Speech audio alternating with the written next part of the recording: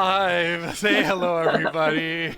Hello, everybody. Hello, We were just talking about the Wicked movie trailer before the stream started. So what's everyone's thoughts on the Wicked movie trailer? We'll go. This will be the next half an hour. What we're all here for. Yes. We advertise. This is the wrong stream. Sorry. Listen, this is musical the Venn diagram criticism between stream. D&D and musical theatre nerds is a circle, so... That's for sure. Yeah, here are our thoughts. Oh, wait, That's sorry, I just true. need to resubscribe to my, well, not my channel, but like our channel. Yeah, we're back after a month since the last session. It's gonna be too A bright. little Okay. bit of drama at the end. Drama. Little Nice. bit. Exploding drama. Yeah. Oh, the drawing. in-session drama. Got it. Yeah. Oh, that drama. Yeah, I was oh, like, yeah. wait, what Yeah. was drama that I missed? Yeah. The drama that we made. Yeah. That I missed. Homebrew drama. Okay. Well, to jump right back into it. Happy belated Valentine's Day for everyone. Hence why we're all wearing shades of white, red, and pink. And to have a RP question start off to match. The question I propose my players is what is your character's idea of a perfect date? As in like actually going out, not like a date, as in like a day, time day. What is Before it, anyone May makes that joke. 24th? Yeah. But yeah. Does anyone want to start, or I'm just gonna start calling out names like class? What was the question? Um, Sorry, I was audio Oh, testing. what is audio. your character's idea of a perfect date? Oh Christ! That isn't May 24th. Shut up. Yes. I'm forgetting the happy Mean Girls Valentine's Day, reference. What is guys. it? I It's not forget me, what. it's miscongeniality. It's miscongeniality. Get an Miscongeniality. education, guys. Oh. Oh boy. Like, yeah, I'll put it that way. Hmm. Maybe let's start with Desire. I feel like she would have a lot to say. Yay. Yeah. How explicit am I allowed to get? Ah, Damn. We are not labeled as a family-friendly Christian stream, so go right ahead. How dirty do you want to get? Mhm. I know, it starts before the date. I get a box with a nice piece of jewelry and a gorgeous dress, but there's none of that kind of you must wear this. It's still my choice to whether I put it on or not. We go out for a, fancy dinner somewhere, cocktails, nice meal, and I am of course the most beautiful woman in the room. And I think what would make this actually, so far this is kind of the norm for Desire, but what would make it actually really perfect for her is getting to talk about herself and having her ideas and her ambitions be a source of pride and interest for that other person rather than simply having to nod along and smile and play the feminine mirror to somebody else's ambitions. And then we go home and and the Keep going. key Grab popcorn. fade to black, and then they leave whenever I like. That was short. How many popcorn ready? Yeah. Fade to What? black. Mm. fade to black. That would no, okay. Let's see. What about Matt? Way more descriptive than Deuce's perfect date. I mean, Deuce is in a little bit of a not much of a dating mind frame at the moment, but in an ideal world, he'd put on his luckiest cufflinks and get his like lucky bandana, make sure that everything is going his way tonight because he and his date are going straight to the casino. Yes, Oh, baby. boy. Games of chance all night long. He's got to show off, that he can, he can, rub elbows with the biggest betters at the table and come out ahead. You know, and then dinner at the casino, a show at the casino. You got everything. He's like, what else could you possibly want? Yeah, I mean, that's pretty much it. He'll of course be hoping that that he'll end the night getting even luckier, but that'll depend much on his date as it does Oladra's will. So that's pretty much how I think he'd see it going.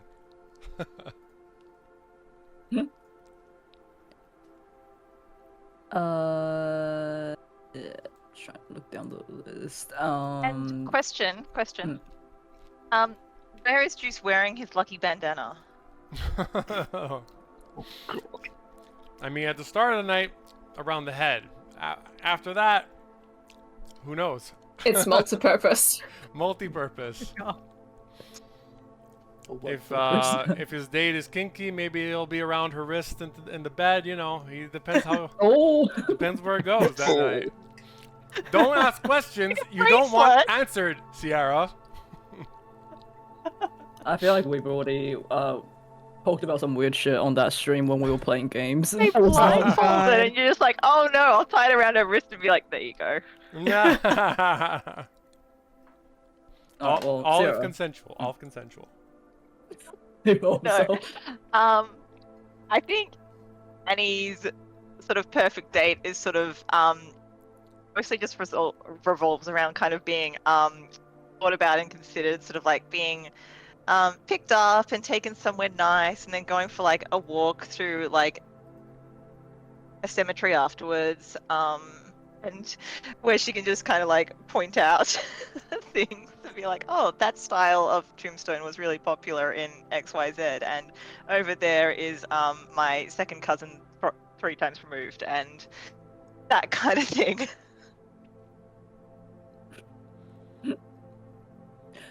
These It's are like where the a, bodies of my enemies Hate to meet the lay. family. These are where the body's buried. the most romantic of all. I mean, cemeteries are actually kind of nice to walk through. It's like very, very calming and chill. During the day. Who else do we have? Christy? Yeah, I totally forgot about this question until yeah. Yeah, I don't know with Brid.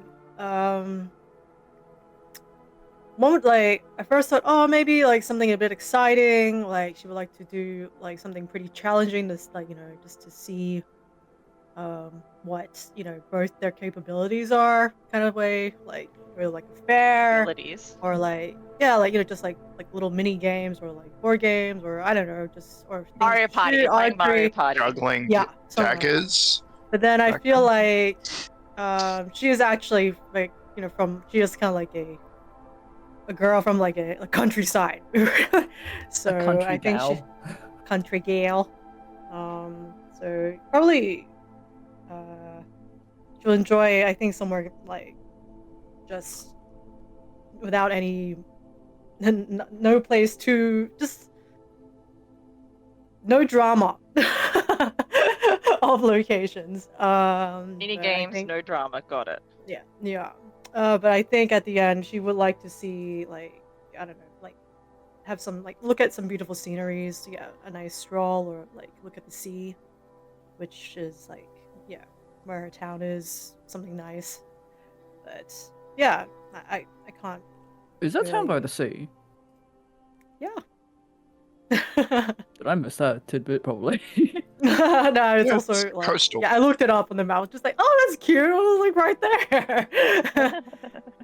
But yeah, it's very wholesome, halfling town kind of girl. But I guess she wouldn't mind seeing some beautiful city landscapes or stuff at the end. But she ain't clubbing. She ain't like blinging it up. It's probably not her style. Barovia nightclubs. Right. It'll just be a club because there's always 9 in Barovia. What was the name of the city that she's from again? I forget. I think it's like Sean or something. God, I wrote it down somewhere. Hold on. Yeah, I know we looked on the map and now I can't find it. Yeah. Would it be in my notes? Hold on. I think. Yeah, Sean.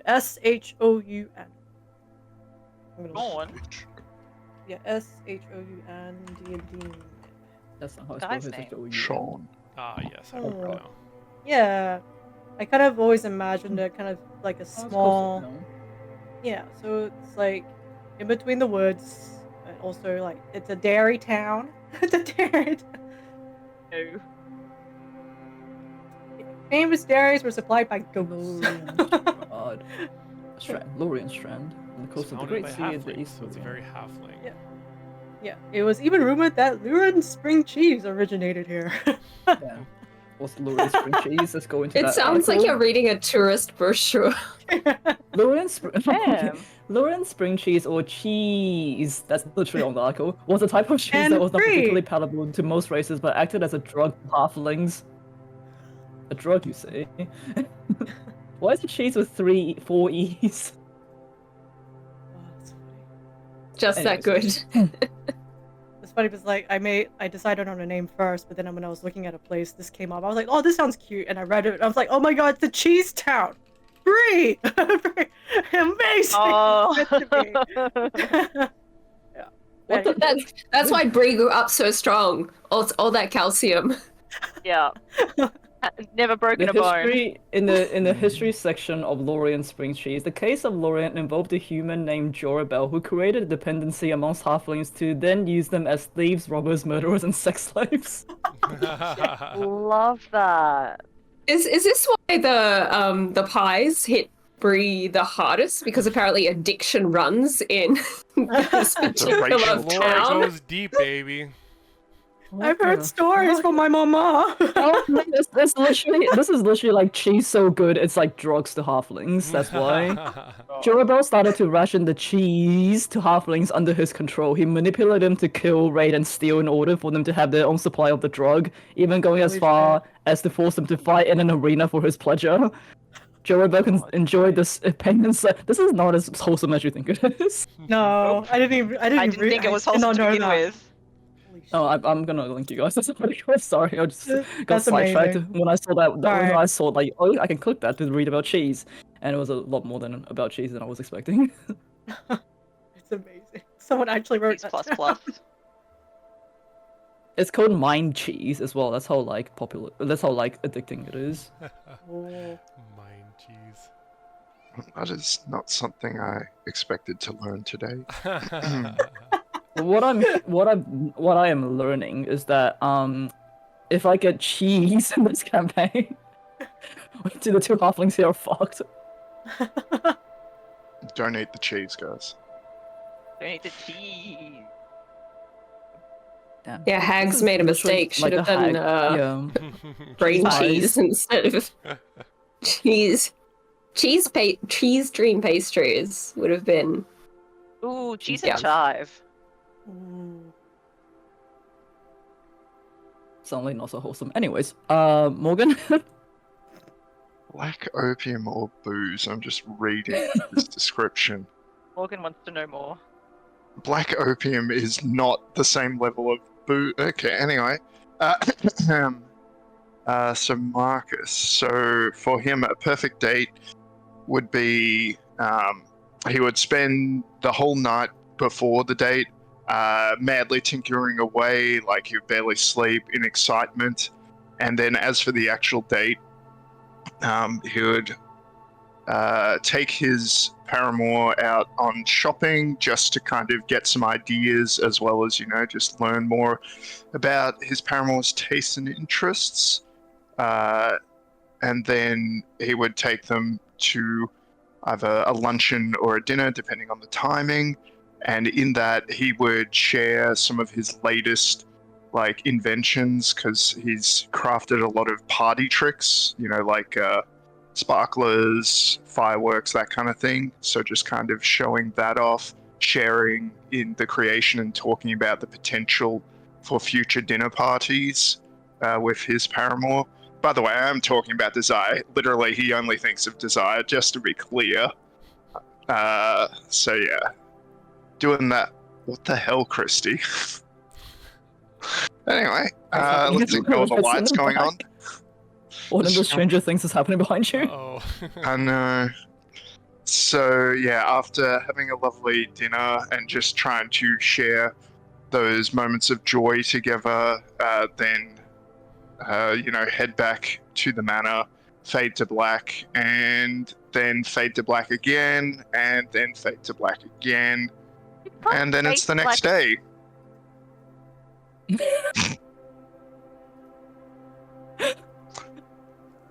So yeah, Anyways, Nobody interrogate that. So are we going to You just ni- blacker blacks of black? Does it fade back in and then back out? yeah, it fades back in. You see Marcus adjusting his top hat, then it fades back out, and so The top on. hat stays on during sex. Why did the fade out only last 20 seconds, Marcus? Yeah, Marcus. Well, Explain. you see, Marcus doesn't have the wisdom to explain this well. He would probably get very technical, and it would go right over your head. I see. And the man makes machines, and Oh, God. Yes, Ah, that he does. efficient machines. I'm so Efficient. sorry. Many Efficiency. functions. Yep. Yep. Immediately Powerful banned off Twitch. Press up a Operations. button. Different levels. Yeah, and they always need tweaking. Always. Mhm. Mm-hmm. Okay, I feel like I should have just not asked this question. Happy Valentine's Day. Yeah. That's everyone. Okay, cool. So to actually go back to the actual story, previously on Mist-Fortunate Shepherds, in her unconsciousness, Bree finds herself in a void of darkness, splashing through a floor that's covered in blood. Walking around, she is greeted by a figure who introduces itself as Camulus, the vestige of suffering and the dark power of violence. This tall figure is adorned in trailing gold robe that seems to be made out of finely knit chainmail, and its head is this blackened skull of a ram with gold horns and gently glowing eyes. Sorry guys, I'm losing my voice already. Camulus turns out to be the one that's behind Bree's previously unexplained powers. The one that's guiding her hand as she dispatches enemies in the most gruesome of ways, and being so close to the Amber Temple where its crypt lies, it's garnered enough power to finally appear to her fully formed for the first time. Camulus offers Bree a deal. If she dictates her life and to becoming Camulus's most valuable artist and offers her skills for the rest of her life and beyond to its name, it will give her some sort of power that could help out the party in the current desperate situation. Back in the lab, however, the rest of the group is fighting a timed battle between retrieving the stake from Bamrikden, throwing it down the corridor, and before Rahadin's army appears through the transportation circle. Annie attempts to dispel the circle, only for a glyph of some sort to activate, killing her instantly. The group looks on in shock, with enemies still surrounding them, and despite Bree's protest, Camulus refers to send her consciousness back. As the party fights off the rest of the vampire spawns, Deuce, you dash forward and revive Annie, using up the precious diamond you have held on for so long. And alive Annie attempts to dispel the magic of the circle once again, this time finally taking effect, and seemingly have delayed the arrival of Rahadin's army. Back in the other plane, Bree, you try to negotiate the terms and conditions of the deal with Camulus, but it makes itself very clear that the rules are not up for debate. In the lab, Deuce, you transform into Gorilla Deuce, grab a few people and prepare to dash, and Marcus finally gets a stake and stakes Ludmilla through the chest. The vampire bride is burnt up within and disintegrates into ash. But the teleportation circle finally fires and a crowd of enemies appear, led by Rahadin. However, Desire casts a semi-sphere over the circle, trapping the enemy entire army temporarily as they're pushed up against the barrier. And with that, the group makes a run for it. Dodging crowds of bats, falling ceiling tiles, slippery falls from the broken vats, the party tumbles through the door and into the biting chill of the Solenka Pass once more. As you run down the mountain, you hear the army catching up to you. Faster creatures like the wolves are giving chase, and spawn casters are teleporting ahead. But the bridge where your trap is set comes into view, about 350 feet away. You fight your way through the group of support, assassin and mage spawns, as well as direwolves and gargoyles. Back with Camulus, Bri, you finally decide to decline the deal for good and demand that it sends your consciousness back. Camulus vows that it will not be the last time that she hears from it, and it will no longer help to control Bri's bloodlust. And with that, Bri is back on the mountain, on the back of Gorilla Deuce. However, being a rather large target, Gorilla Deuce's HP is quickly whittled down, but in a flash of chaotic genius, Deuce transforms Van Richten into a Quetzalcoatl, a giant flying dinosaur. The Quetzalcoatl soars forward. I don't know if I'm pronouncing that right. Soars forward. The funny thing is, like, I was like typing this up and I just started writing like random words that sound like it because I'm like I can't pronounce it, so I had like Quesadilla Atlas as one of them. Soars forward. A few of you grabbing onto his talons as it takes off to the bridge, with the rest of the party pushing forward, weaving through the enemies and the dinosaur ferrying people across. You soon reach the other side of the bridge, successfully baiting Rahadan's army forward. However, it is not without Bri having a moment of bloodlust towards Van Richten that she just barely manages to suppress. As you reach the safety of your alchemist fire trap to the other side, as you reach the safety to the other side, Desire, you set off the trap with your eldritch blasts, blowing the bridge sky high and sending most of Rahadan's army down to their watery graves. On the other side, Rahadan is stone-faced as he quickly departs back up the mountain, and you are left in the smoldering debris of the stone bridge, with an unconscious Marcus because he got hit in the head by a brick of the exploding bridge and I think went down to 0, and a Quetzalcoatlus by your side. So, I think it doesn't. We guys don't want to have to go back onto the map because it's probably just going to be theater of the mind right now. But yeah, so Marcus is unconscious on the ground right now. Van Richten is still a dinosaur because I don't think he can actually transform back until Deuce breaks a spell. Oh, that's true. And you've just got like the low rumbling of like the mountain around you, just like the echoes of the explosion that just happened.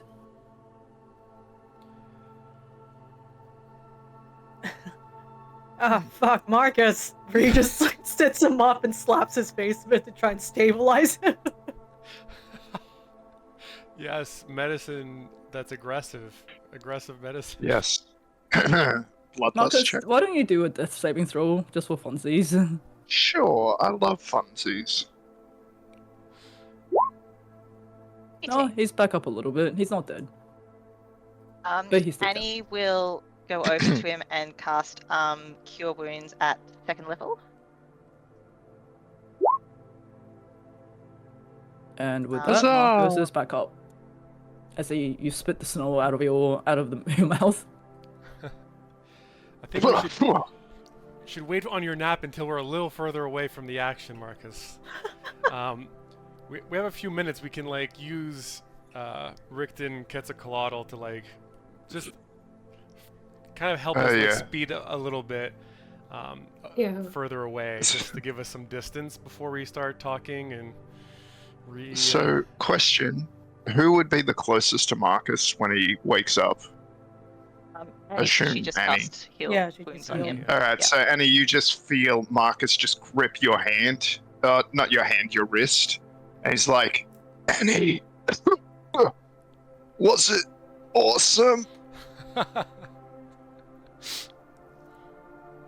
Okay, Annie puts her other hand on top of his hand on her wrist that doesn't have a bandana on it, and says, "Yeah, Wait. Shut the What? Why? Why you say that? And she says, "Yeah, it was pretty fucking cool." Did Marcus just miss the explosion because he got nailed? I think in the head? first brick hit his head. Yeah, that's Yeah, what he I'm got thinking. taken out by a the debris because I had you guys roll for dex saves because there was flying debris and Marcus got hit in the head. Right. So he missed all the cool But I'm shit. not- Deuce overhears this, and in the worst use of a 5th level spell, will be like, Oh! Oh no. because it's just so narratively perfect. I'll go up to Marcus and be like, I can't believe you missed that. Like, you have to see, like, you have to remember exactly as it happened, and Deuce will cast Modify Memory on Marcus. You're joking. And What?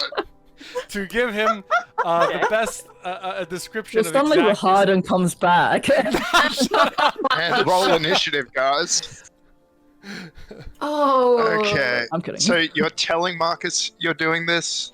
Because... I'll be Okay, like, then, yeah. Marcus, if you would like to have this like accurate memory of exactly what it what it looked like, I feel like you should have that that privilege that you're so eager to see it, and All right. Deuce will Modify that memory. Deuce will describe sort of to the best of his ability the exact scene, but he will very much embellish it with like as if there was like fireworks and like there was pieces of like Marching I don't know band. how far we are, Body but it'll be Head very went that embellished way. memory. The rest went that way. I was like, why is there a marching band? on the back there? Why are you Marcus, yeah. trying? The version of the memory that Juice implants is scored. It has like an operatic Yeah. Yeah. And I was like, musical why background. is Deuce like 3 times his usual height and very bob? Yeah. Why are there Yes, all these exactly, hot women exactly. around him suddenly? Exactly. Juice is a little bit taller in this version. All the accoutrement. Yeah, and your muscles seem really defined in this thing, despite the fact you're wearing all clothes. Like, have you been working out? That's exactly what Despite it was like, it being Marcus. on like a snowy mountain, Juice has just like his Just shirt ripped. off and like greased up. And Claudia is just like hugging his thigh from the bottom. Somebody says like, wait, where did she get here? Yes, I was very heroic. I tried to shield you from the debris, Marcus, in that moment as well, but But I I just missed. yeah. Your head was slightly too big. Yeah, I've been told that many times. Well, thank you for trying, Juice, and thank you for sharing that memory with me. It was very touching. I don't remember setting up the marching band in the spell, but it really made it seem much more dramatic. It If was only we beautiful. could take your modified memory and distill it into like a form that anyone could watch. I think there'll be a lot of money in that industry. Always thinking of the profit on it, Marcus. We Wow. do this out of love. Yes, well, my wife has expensive tastes, and I want to cater to them as best as possible.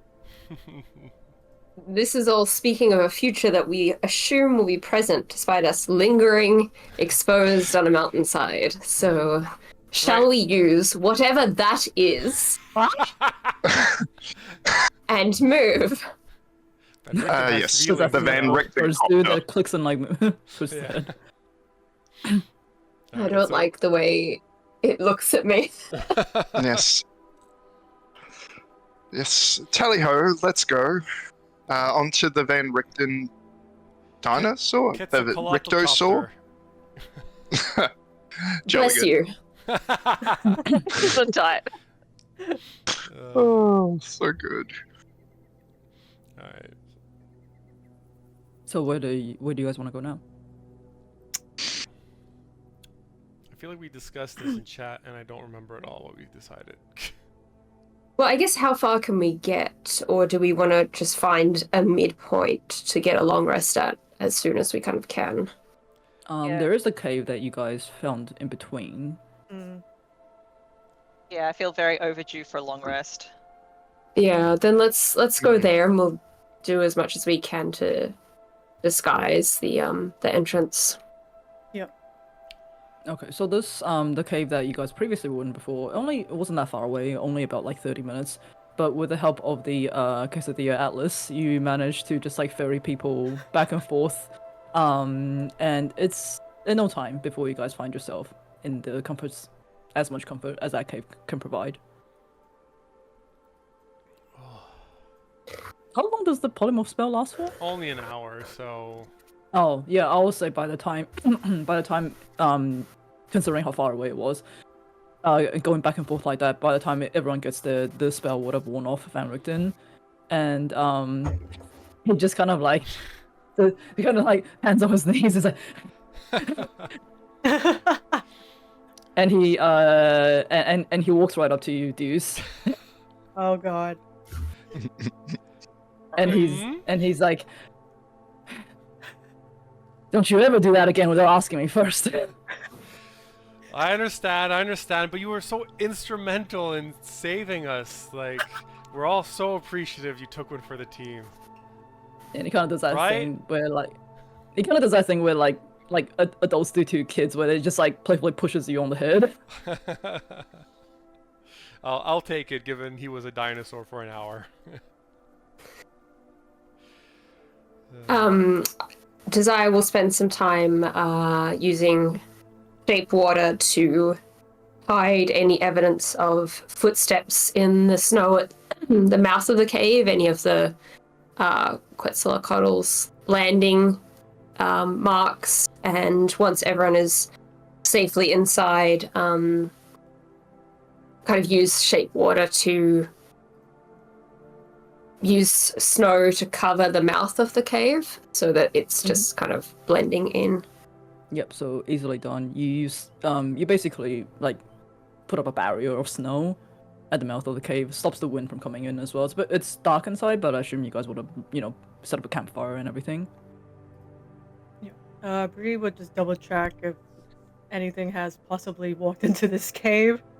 Sure, give me a before perception us. check. Yeah. 25. You do have a look around. It still has the bodies of the God, I don't fucking remember what they called anymore. The searchlight monsters. That you Did guys burn them. We burned them. Okay, yeah. It still has the Mhm. remainders of the bodies of those monsters. The body remained body. Yeah. Though, however, like considering it has been a blizzard outside this whole time, after a thorough search, you surmise this cave is safe, and there's no other forms of threat that you can see. Okay. No goats. No Meh. goats. In that If we vein, can. Cuddling. in that vein, I'm guessing we're probably pretty hungry, and especially Van Richten after being a dinosaur for that long. And I don't know why I still have this spell on my list. I don't remember when I used it, but since it's here, I will create food and water, and the food will be Thank you. cooked goat. Yeah, nice, delicious cooked goat. That's bland but nourishing, apparently. So I'll say, Bland but nourishing. that's So, exactly what the spell says. You boiled the goat. You didn't like grill it with spices. It's just boiled goat. I say, since I can conjure it, it looks grilled, but it definitely tastes boiled. I'm sure you guys have some spices. You can just add some salt and pepper to whatever you want. Just look at Annie with sad eyes. Can you please prestidigitate some flavor into this? And he casts like rosemary. Mmm. Delicious. Okay, so with the campfire set up, with food and water created, you guys finally sit down and catch a breath after God knows how long it's been in the lab. It seems like it's one of those places where it's like because of the lack of windows, it's hard to tell exactly when it's night and day. Feels like it's been 3 months. Yeah, and it has been a long time since you guys had a proper long rest. You guys kind of like also gather around the campfire at the moment. Everyone's a little bit quiet considering you're just sort of like not unwinding, what's the word? Processing everything that has just happened. Depressing. Thank you, that's the word, yeah. And you Bri, you do notice Van Richten shooting glances at you every now and then. Point of order, DM, before you continue down that path. Remind me when Bree had her like she had a saving throw last time to like attack one of us or something like that. Did she save? Like she didn't try and attack Yeah. us and miss, right? She saved. She saved. Right? She saved on that wisdom save, yep. Okay. And did we see anything in that moment suspicious? I don't remember. Or was it just her that noticed? I would say no. Because at that moment when that happened, it was only you and it was Van Richten as a dinosaur. So no one else would have seen it. Van Richten wouldn't have seen it. It would only have been you. Okay. I mean, Whoever was at the end of the running line Mm-hmm. thing. It Yeah. probably could have been easily mistaken for flinching or something. Yeah, I would say in the heat of the moment, probably not. Okay. But you were suspicious at, I was at already the end. You suspicious didn't of want to make stuff, the yeah. final. It's You didn't want to make the final shot, and us Yeah. desire to. So I'm kind of watching Bree as well. So, do we still have her body in that bag right now? Oh no, we don't. No, the She body- burned up. She burned up. We kept her notes, though, right? Yes, you would have Yep. had that. Of everyone. Okay. Might just. So how does Rosenthal look with that upgrade? Yeah. Hmm. How's the boy looking? Is there a saddle I now? don't think Is there he a fired. saddle? I don't think he fired off the lightning charge. did he? No, he didn't get a chance to use it, but you can see like he's got the what was it embedded in his head? The plate Yeah, so the has play been has like been attached. So the way the play has been attached is kind of like, you know how like dogs have that sort of like stripe of white that goes from their forehead down to their nose. It's kind of like the Mhm. play has been styled in that way, so it kind of looks like it's part of the. It's not just like on his head. Yeah. So yeah, he's got this streak of, I guess, what would you say, like blue metal or something? I'll That say crackles it's with more power. like it's white, but like like an opal, sort of like, you know, the milky Okay. fluorescent. So like a pearlescent Yeah, white. pearlescent is the word. Yeah. Yeah. Yeah. Okay, that's cool. All right, I'll have to update his artwork at some point. So you see Rosenthorn has the, as Lisa said, the pearlescent white stripe embedded in his head now, along with the button eye that he has that always glows a faint blue. Except he now crackles with power, like electrical power, that he didn't really do so before. Still a good boy. Like Marcus is like, patting him and all this. He looks Is he exactly safe? the Are we same. going to get a static shock when we pat him? Only if you spook him. DM. Time for Marcus to No, find I'm out. kidding. I'm kidding. It's Yeah. not like it's always being fired off. It's like when it wants to fire off. If you were to touch him immediately after after it fires off, probably yeah. Mm. The Pikachu. Maybe he just feels like pleasantly warm for a change instead of like the cold metal with the Just sort of electricity like, kind of running through. Yeah, you know how when you like touch something that has it has that sort of like humming, sort of like the tingliness that you get from it. It's Mm. kind of like that. Yep. Okay. Yeah. So yeah, he's still the same boy. Just now he, I think, can shoot lightning bolts out of his head. So that's cool. Can he talk? Rosenthorn, say hi. Barf, Hi. barf. Hi. Oh God, no. No, I would object. No, I'm leaving the campaign. He Say. speaks in a Cockney accent. What's up, Oh, little chap? boy. Hello there, Governor. No. It's just like the experiment on British as well. Oh, Oh no! what madness have you wrought?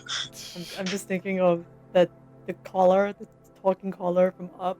Oh, yeah. Oh. The tuning and the language settings.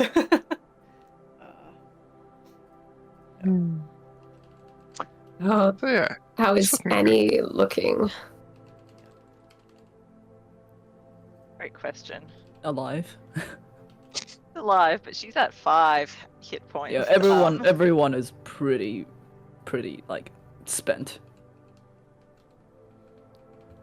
I feel like this is probably the first time you guys have like it's just like it's been the first time the entire party has looked this bad after a battle.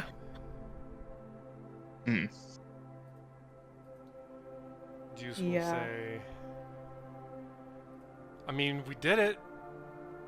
One of Strahd's brides is down. His army's, taking the Laid. blow. I feel like we should been be decimated. happier. We should be celebrating. Why?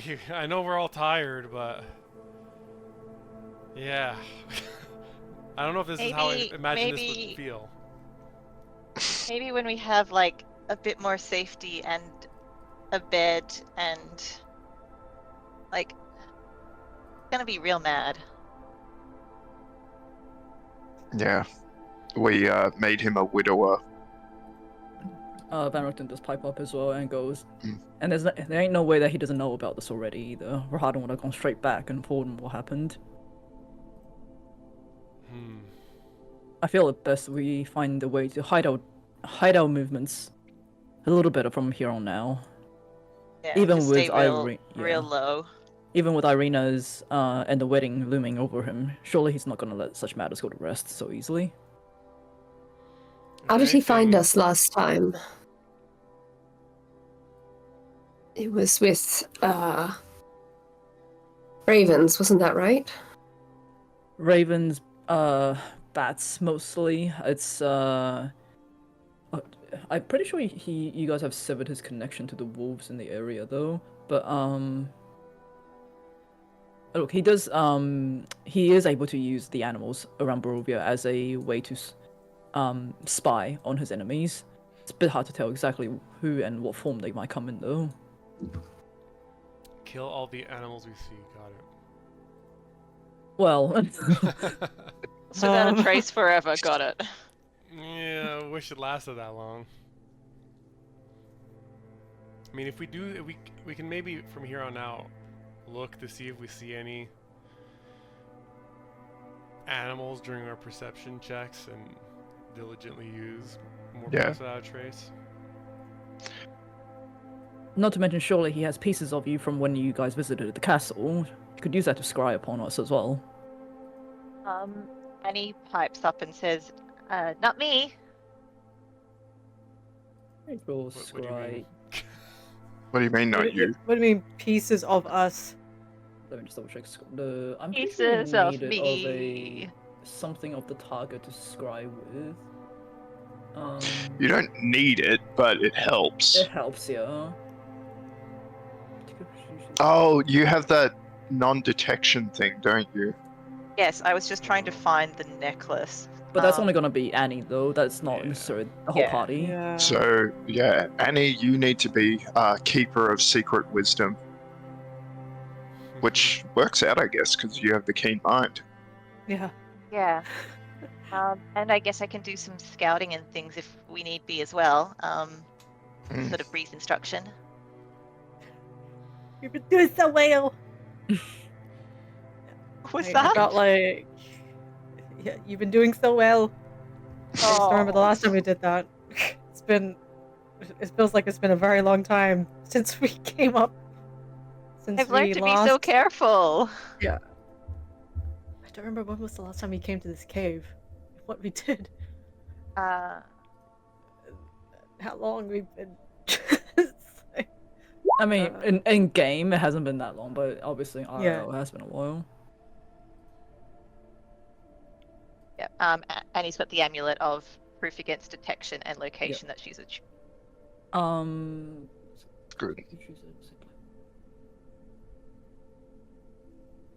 Okay, yeah, but yeah, that it does only apply to you though, because you're the one wearing it. What if Mm. we get it resized so it has like No. the necklace has like a really long No. chain and it can go around No. all of us? No. We just That's not how walk things with this chain around all the 5 of us. Yep. Make ourselves prime fireball I mean, targets. I'll allow that if you guys wanted to do that. Just for hilarity's sake. It's our get along necklace. Yeah. I feel like that would be stretching the weave very thin around us. Even if it did work, you to buy magic like that, it's not gonna be as efficient as it was before. And no, that would not work anyway. It's not so much a chain itself; it's the magic within the pendant. Hmm. I do feel I'm glad you're okay, too- Annie. oh, Yeah. Yeah, I don't know what happened to my spell there before when I was trying to disarm the teleportation circle. It seemed like it didn't work for a moment. I think Strahd had some sort of powerful protection around it that Yeah, made you kind of not be with us for a moment, Annie. Do you remember anything from that very short moment? Like I fired off uh my spell. It's one I don't use it very often actually. Yeah, I did the dispel magic, and then it didn't seem to work. So I think I'd done it wrong. So yeah, there was a moment. But then I just tried again, and it was okay. So maybe I just need to practice dispelling magic more. Annie, my dear, let me be forthright with you. There was nothing wrong with your spell casting. Unfortunately, Strahd or Ludmilla, whomever, was prepared for such a measure, One and second. they trap carded you, Annie. I'm sorry to tell you this. It was not you. It was the trap. Well, that's good to know. I'm glad to lift your spirits. Does under her breath to Marcus, does she not realize? I thought Juice had told her.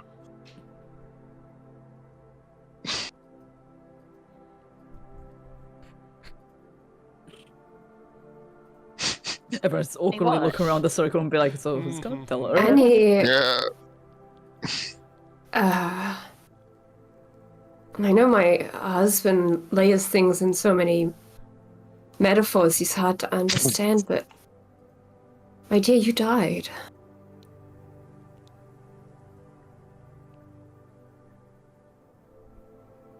I died. When you did try to dispel the circle, whatever warding magic that is protecting it fired back. Went down, just for a second though, before Deuce got in. You were Juice one with the revived spirit. you, and we're so glad that you're still here with us, but it's not right to keep this from her. There was nothing. I will say, it wasn't covered in the recap, but when you went down, you did have a split-second vision of what appeared to be like a really, really long, dark and cold corridor. That's right, the hallway. Sorry, yes, Yeah, no, I had forgotten and that. there was the familiar scent of formaldehyde. That That's was quite right, sorry, I had overwhelming. forgotten that. Right, it's coming back to me now. I was in a corridor and it smelled like home. Sorry, say again. Oh, and he's just sort of re-remembering that she did have that sort of vision of the corridor and the formaldehyde.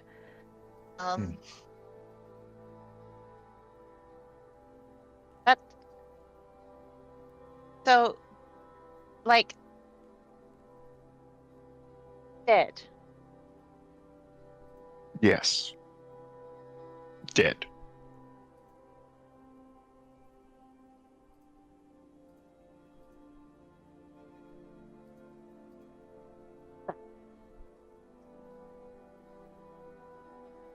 Goose? Temporarily dead, yes. You were temporarily dead. It barely even counts. That's an odd way to be. I don't think Kalimvor usually deals with temporarily dead. See, maybe he knew that it was temporary, so he didn't want to take the time to roll out the carpet for you, and he was just like, she's about to come back up. It's gonna be temporary, He has a lot of death to deal with on a daily basis, He can't be, communicating with you the second, you're dead for 6 seconds, right? Guess I so. mean, give it time to sink in, but revivify spells, like, you'll suffer no ill side effects from it.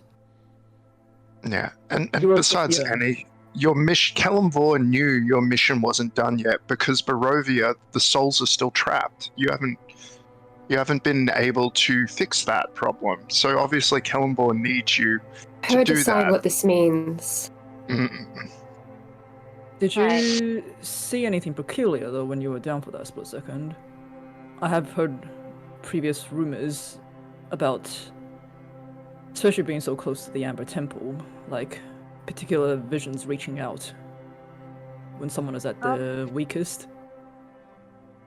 Not like if I'm really concentrating on it. Like there was for a moment there, I was in a corridor.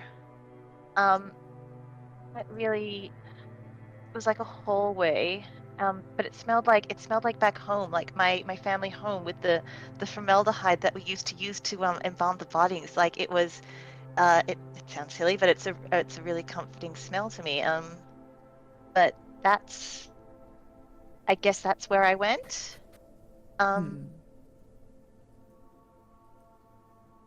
Should I have Hasn't gone somewhere Strahd- else? Well, from what we understood happened to the dead here, Mm. they simply are Oh. trapped within this domain. To be reborn continuously, the souls don't go anywhere. It's unlikely your soul went somewhere physically. What you saw must have been a vision that was given by someone reaching out from the other side.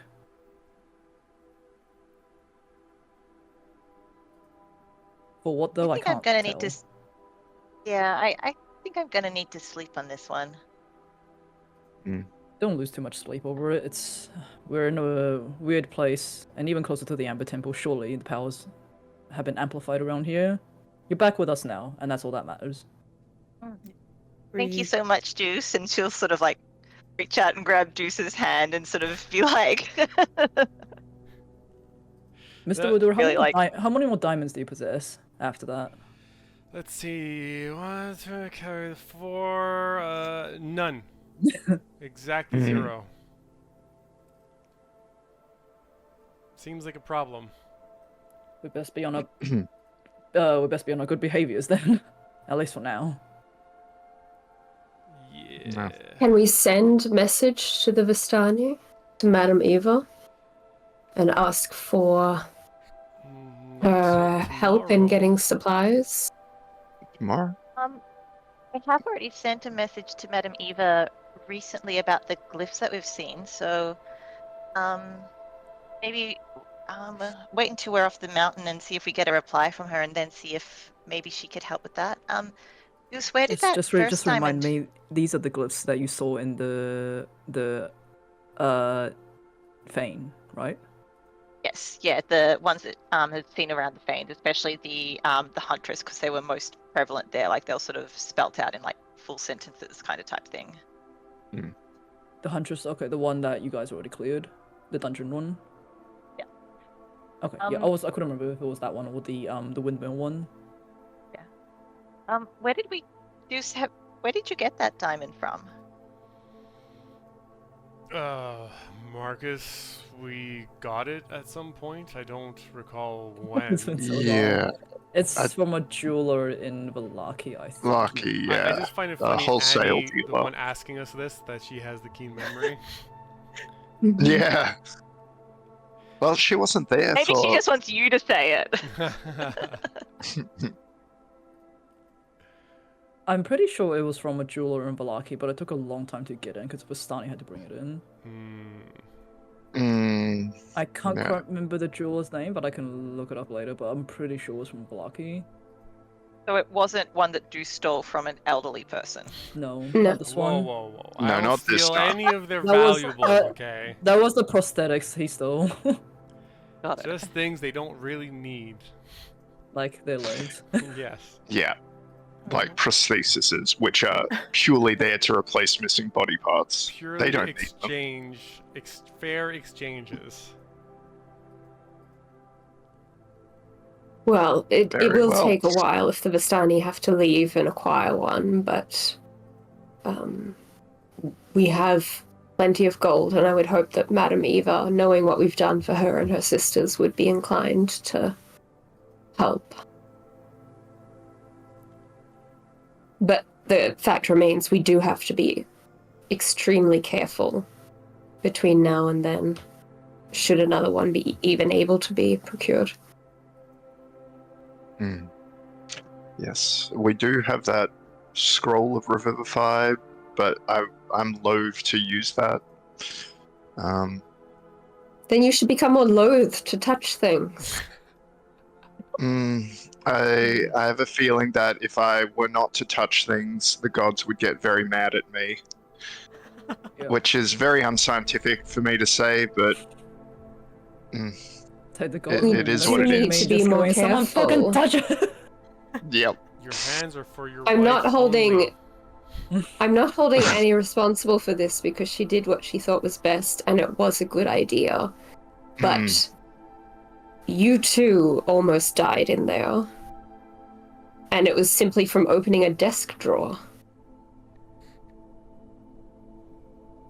This is I Marcus. forgot about that. I forgot right. about that. Holy I don't think he. That's because almost dying is due to traps is just another day for Marcus.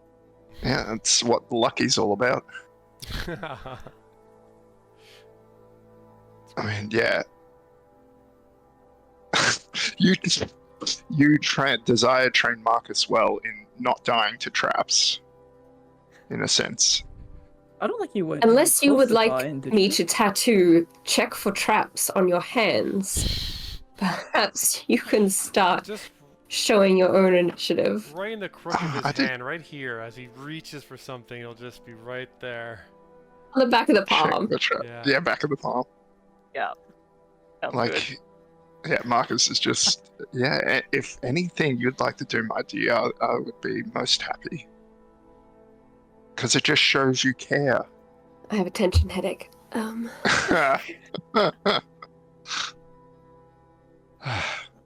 Everyone did really well.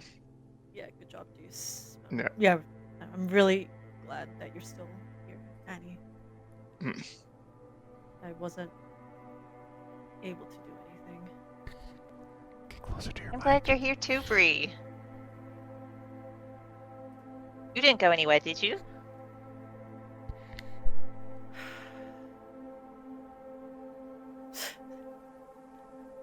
You saw a corridor. I blacked out and saw something completely different. Actually, Brie, I don't think you. Oh, wait, hold on. You actually wouldn't know about Annie dying because you were blacked out. Oh, Well, I mean, we've been I talking saw- about Now I she take that knows. back. I take that back. Yeah. You're out of Yeah. the experience. You're out of the experience. Yeah, You yeah. still would have seen it. Yeah. Yeah, I saw everything, which was absolutely horrible. Yeah, because you weren't Yeah. with us for a bit there. I Uh, had to drag you out, you know. yeah, that I apologize over that. That was something I did not expect, and it was out of my control. Made me Okay. very angry. It made me very. Care to explain what Oh. happened in those moments? Do you have any more wine? Oh, for you, plenty. I'm just gonna go bathroom real quick. You guys keep going. Yeah. And one less bottle of wine in the bag. Good. We're good. One less bottle. Ha- Okay. Well, Juice, you asked for celebratory, and I think this is about as Mhm. close as we can Yeah. get. What? Yeah. How did I look after I Fill her up. stabbed her? Did I just? I blacked out for like a second, and then I was somewhere else. Did I just? It was as Fall if you over, stabbed like- yourself too. You were just gone. Yeah, you were out for a yeah. good bit. Like, I had to carry you out of the. And Juice as well. Gorilla Juice helped us a lot. Thank you, Gorilla Juice. Oh, Yeah, I had to carry you out of the lab and halfway down the path as well. You were just kind of like Yeah. a limb little doll, like Molly. Cute. Yeah. No, it was a bit more complicated than that. I. It's gonna sound crazy, but yeah, blacked out for a second, and I was in a different place, and there was an entity there who's pretty much told me he's been guiding my abilities to kill since I was young. You have a patron too? Sounds more like a stalker. What do you mean two? Yeah. All these are just question marks in my head, okay? I've never met this thing before. I'm just a herbalist. I don't know anything about. But yeah, I was still able to see everything happening, but I couldn't control my body. And he was just talking to me, trying, just to tell me that he's a fan of killing and bloodshed and there's an art form to that, and he wants me to work for him for like eternity. And I'm just like, who are you and why? And yeah, it was really inconveniently timed. This is the most Pretty animated long I've ever seen time. Bree, so I'm filling Yeah. up an extra big glass of wine for her and just handing it over silently. His name is. I'm gonna be nice and say his actual name. Also, Camillus Wait, is more of an it than a he. It's- yeah. I'm purposely made it like it's a goddess gender. Okay. His name is. I forgot his name already. Again, hold on. Wait, I'll is write it this down. one of Camillus, those things where you can't say the name, and if you do, then like more bad things will happen? Like if so, that's I don't- okay. We can think of another name. Like Yes. His name They who is. shall not be named. It's. Breestan. Breeston. It It said its name is Camillus. I honestly thought it was Cassius for a while. Oh, do they have, my like, an elder brother. accent? I don't think he's a god, though. Given my knowledge of fiends, can I make some kind of roll to see if that name is familiar? Sure. It's not so much a feint, but give it a try anyway. Like a history, or I'm not good at any of these, but Um. yeah, they're all history or- zero. It doesn't matter. Yeah, history or religion, I think. Yep. All zeros. This is probably more religion than Oh my god. yeah, like whomst this. Can Annie flip through her Rolodex of sort of various religious sort of practices that she's come across and deities thereof? Sure, you can do a religion check if you like. I think I can help her. Like, describing to her the best of her 18. ability. Okay, just to reiterate, Camillus is Your OC. huh? What did you say? Your OC. Your original character. Kind of, yeah. Like, TM. Camillus isn't really a god in D&D. You know the Roman god Mars, who is a god of war. They it's pretty much like a equivalent of, but the way I have personally made it is Camillus views murder as an art form. It's not so much about how many people you kill. It's more about like how creative and gruesome and you can make this kill. I'll say so like they're like Dexter. a little bit. More bit. like Hannibal, I'd Yeah, say. yeah. Dex Oh, is okay. just back. Hannibal Dexter OC, got it. Yeah, it's just I'll say in history you have heard of like plenty of like very insane serial killers have said that they have been influenced by Camillus. It's it's definitely not a good god, but you do know that it is a very powerful one. And there was as kind of just like it seems to be a god that like used to be really prevalent, but as time went on, it just sort of disappeared off the face of the earth, and it has not been heard about or talked about in the annals of religion or history for a very, very, very long time. And Probably no got one really whisked away quite and stuck in knows. Barovia. Yeah, no one really quite knows where or what happened to it until now. Deuce will, But after hearing Bree said this, he'll just like telepathically just say to Van Richten, like, I told you there was something going on here with that overkill ability. and you hear- Let's just see what she has to say. He can't speak back to me. yeah, or he'll give you a gentle nod.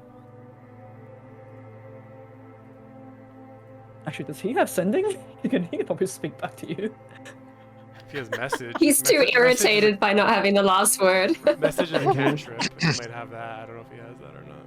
I'll have to find it. Give me a second. Throw that sending stone into Juice's head. Donk.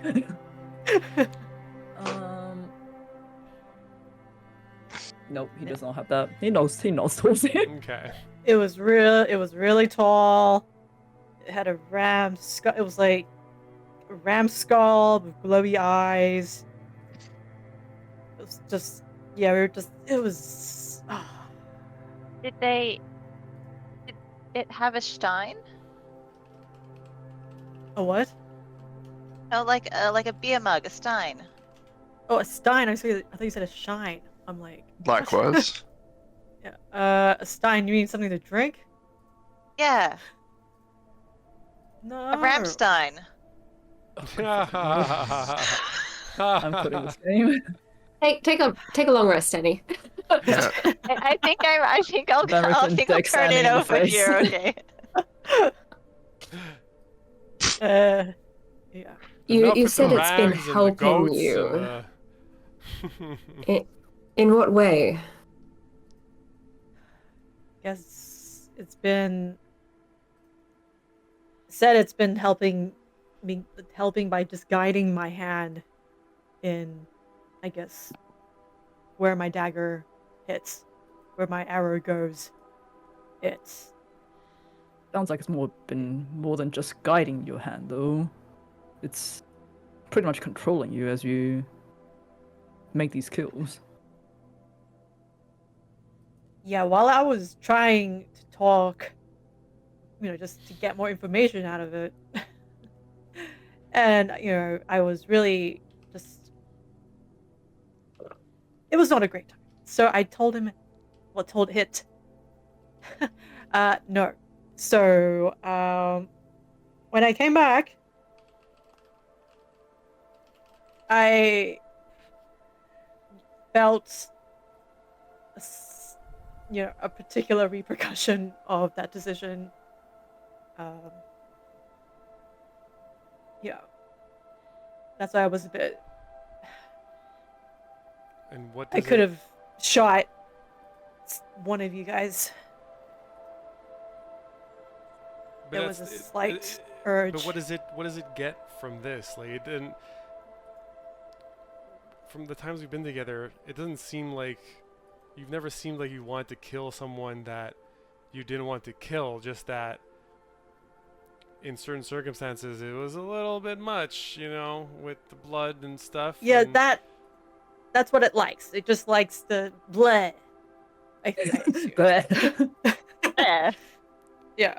Camille's He like, call- "Oh, he- bleh." so it gets off on it. It's a big death-wanting no. perv. Is that what I'm understanding? There's no sexual Alright. element to this, okay? God, It's He a likes to stalker. watch, Of course, I don't there's a know. sexual element. Who's gonna say yes? Yeah. You I said believe you Brid. said you said no to it. What was it asking of you? And what was it offering exactly? To help continue,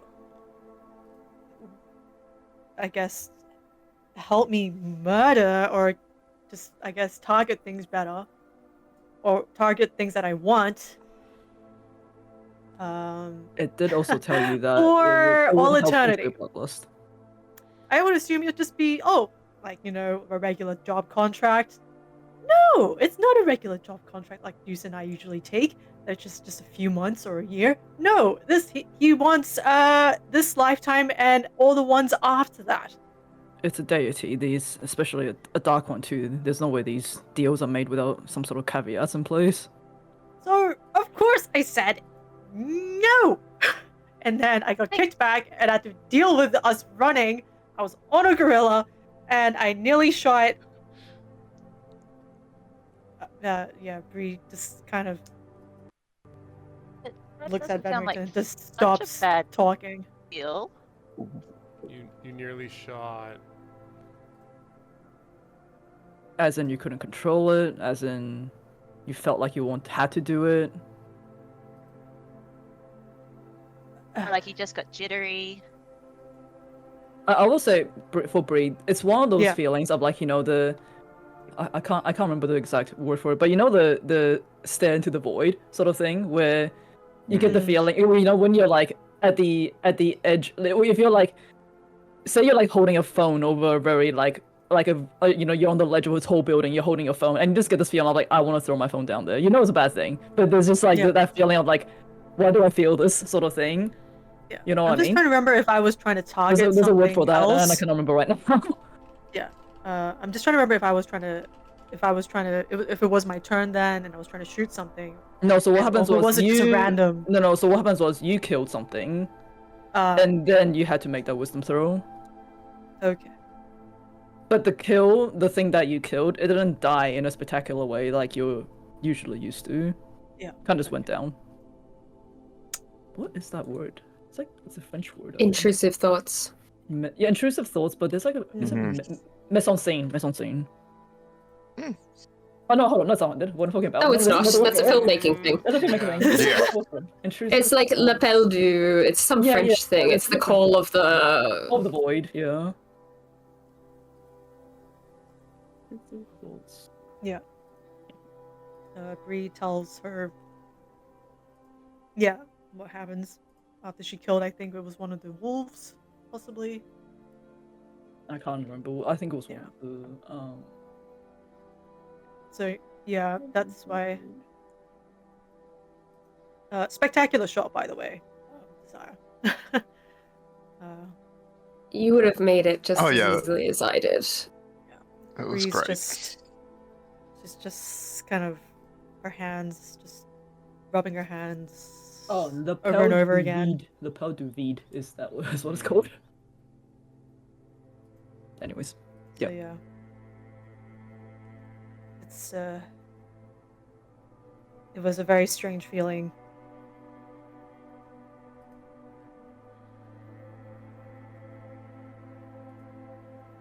And I don't know what to do about it.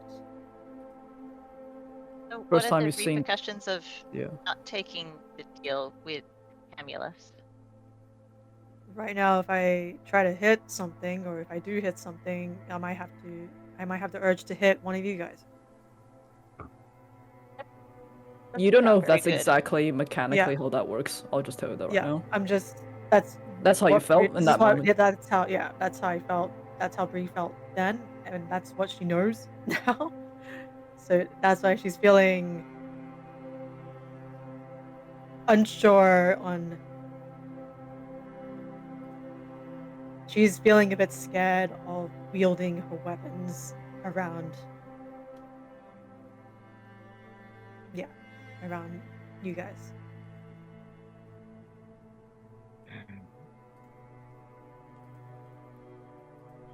I mean, How can we it's help? What would you been- like us to do?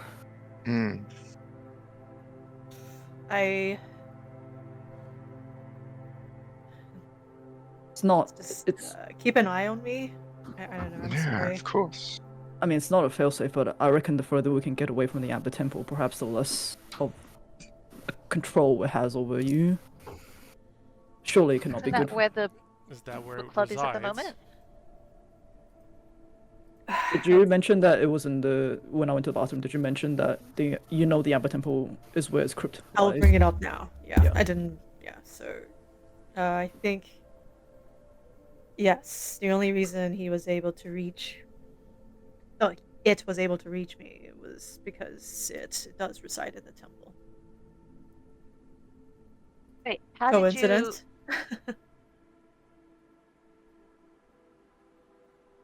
Has this been happening only just now that we got into Barovia, or was it happening prior?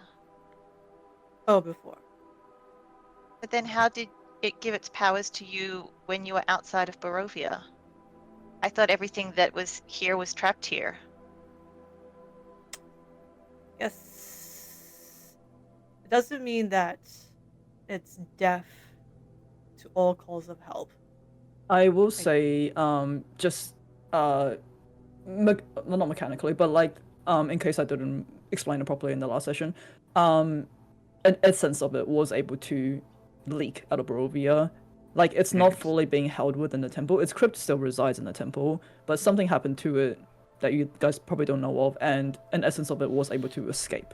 Its full power resides still within the temple, but what Brid has been going through since that night with the vampire spawn attacking the Dracula attacking her family, it's just been sort of like building up and building up, and it's kind of like spilled over now that you guys are so close to its residing place.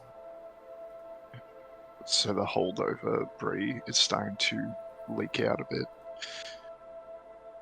And you're certain that when you called for its help that night, you never made an agreement. You never swore to it.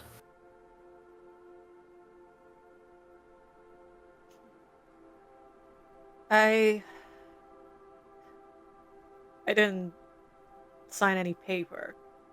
Or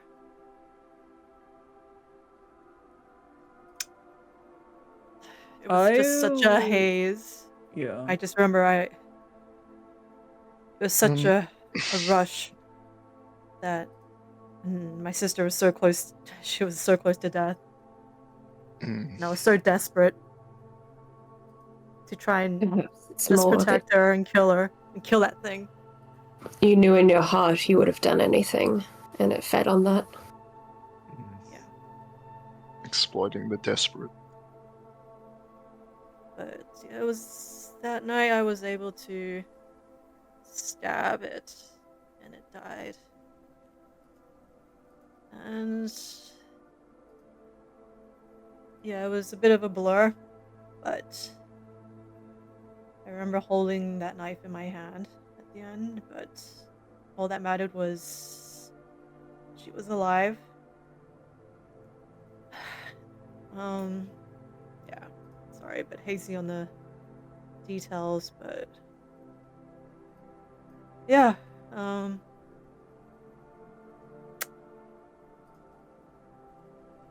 yeah, I wanted everyone to know. In a Thank you for safe telling space. us. Thank you, Brianna. It really frustrated me that I saw everyone. Especially when you fell, Annie. It was not fair to watch that. It's concerning for sure, but an answer is an answer, and I know it's been something that's been plaguing you for a long time, so I'm glad we got that, at least. Perhaps there might be a way to reseal the crypt once we make our way into the temple, but that's thoughts for another day. I'd rather we get you somewhere safe, for now. Agreed. And I can certainly, if it's alright with you, Brianna, perhaps exchange the weapon I've given you for something that can provide protection against such mind-altering effects, similar to what your Mr. Wildura has and has had ever since we visited that death house way back when. What? I am speaking of a cloak of protection, my dear. What? But I like my. Okay, it's a bit tattered and there's a few blood stains and spider webs, and it needs to be A cleaned, bit, but- darling. It's Do practically you? a spiderweb itself. Yes, do you not practice good maintenance?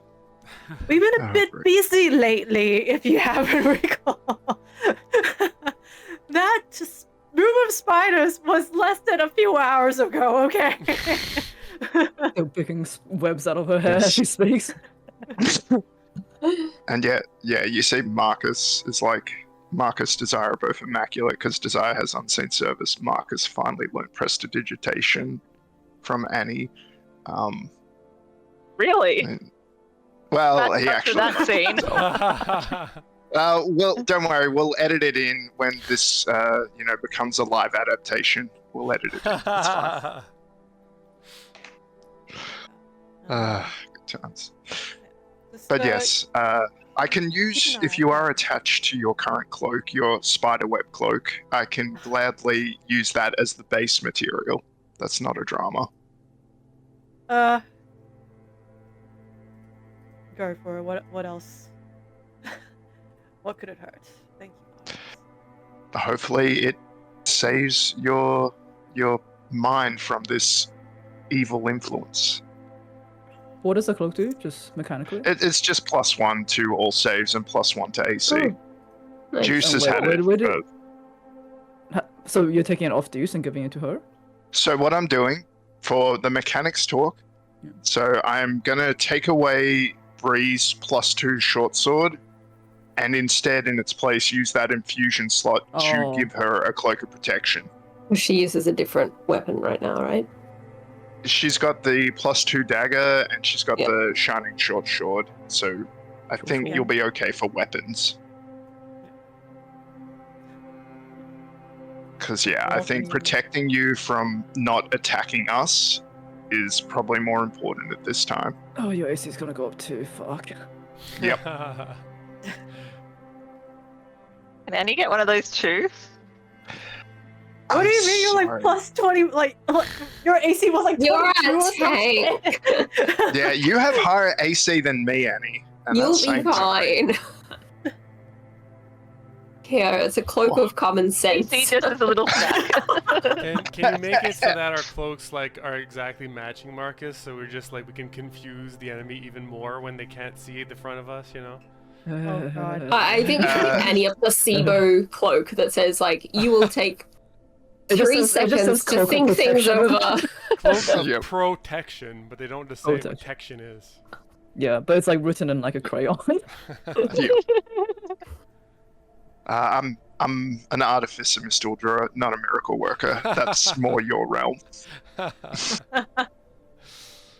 Juice takes down a note for the next divine intervention. When does that come back, by the way? Hold on. Assuming we take whatever we end up long resting to the next day, I think that's day 2 or 3. I have it in my notes somewhere. It's Yeah. a week or Yeah, something? it takes 7 days, so we're at best Okay. 2 days in to recovery. So. Alright, excellent. Damn. In BG3 you can only use Divine Intervention once in the whole game, that's it. Yes, but it works every time. I haven't Yeah, used it there's yet, I no don't know when I'm rolling. gonna use it. I'm 100% gonna forget to use it. Yeah, it's like a master ball. Yeah.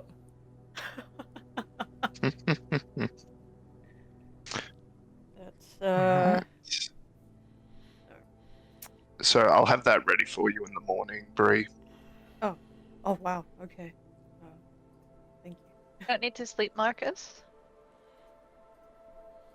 Oh, I'm Uh, quite wired, my dear. We'll Can take you- shifts, I think. There's Yeah, still you some can make them repairs still that I need rest. to do. Barrington does say, I'll stay up too. Just keep an eye on everything. At least for now. Oh, okay. So we're doing shifts of 3? Sounds shifts. good. Sure, I'll stay up first. I still have the most hit points, and Yeah. And I'm ready to go, so I'll just get cracking. Yep. With Desire. Barrington will stay up for the shift as well. third wheeling. Mm-hmm. I will say he's not exactly trying to make conversation with anyone. He's kind of just almost as if he's meditating by the fire, aware, but not being very particularly chatty, unless you guys want to talk to him. Aware and alert, but not wandering around or anything like that. I'll get to work resummoning love. Yes. Actually, I take that back a little bit. He's actually journaling instead. He's writing something in a book. He's getting the washi tape out. He's got Scrapbooking. journal. He's good to go. He's a journal Dear girly. diary. Today was really tough. I saw my Oh, crush and Now we in know where Brid hallway, gets it from. and he was so hot. Yeah. He's lying on like kicking his feet up Yeah. behind him, Oh, like. no. Oh no. So cute. Was there things you wanted to identify, Emma? I think I have identified them all. The potions. I mean, Marcus has to give them to me, but there are flowers. But Yes, there are flowers. I So, don't think Marcus. Marcus, you still have that, right? yeah, the bouquet. I would never lose it. Yeah. Even if I'm running away from a volcano eruption, It's I not would so. not It's lose not the so gift. much like flowers. It just looks like dried herbs and things like that. Like like branches of herbs and things. Yeah, but it's been wrapped as a bouquet, so Sure. it still looks pretty. You could wrap And baguette so- as a bouquet. And it would be Ooh. better received. It's a shame. Alright, She didn't check so- your body. Marcus will give Desire the bouquet of dried herbs and whatnot, and say, I chanced upon this while we were in the laboratory, and I thought of you, so please accept this. I hope some of it might be valuable to you as a herbalist. surprised you weren't saving them for Ludmilla's grave, with how much you've been singing her praises. Oh, I forgot that was an issue. my dear, I just think Ludmilla is certainly a very talented mind. Was. One, Who says in a sleep? yeah, Was. yes. And I merely think it is a shame that the world is losing out on an intellect such as hers, one that could have been put to great use progressing humanity in a better direction. It's merely a Every shame. room that that's we all. stepped into, it was all you could do to sing her praises. And she's picking, like, leaves off the herbs and kind of muttering angrily. But of course, I'm only acknowledging that which I see. Like, you know me. I'm a man of science and invention, and like I can't help myself when I see something like that, even if I know it's she's been using it for evil ends. Well, of course you were thrilled when you found a woman of science and invention, but too bad she's dead. Well, like you have always appreciated invention and science. Like some of those parties with Throne have been using some of the latest technology. You mean I nod and smile when you talk? Yes. Just imagine Marcus going like, I know, right? It's such a pity she died. Oh. And yeah, Marcus is just like, what is happening? Why am I in trouble again? Yeah, I mean, certainly it's great that you have an appreciation for science and you have your own specialities in the herbalist arts, which is a form of science. Like, you are also a woman of science. Yes, but just a little hedge witch. I would But never you use humour. those terms. What's wrong with being a hedge witch? Nothing wrong with a hedge witch. I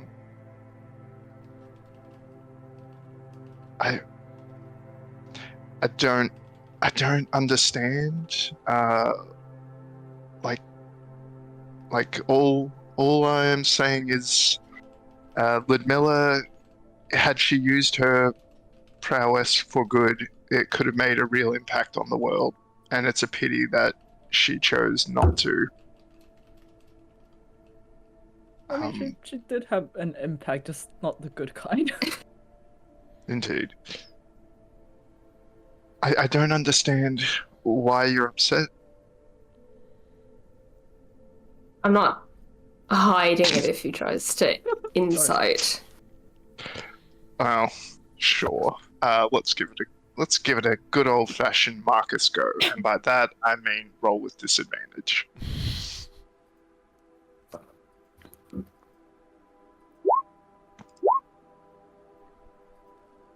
All right, 11. Not bad for Marcus.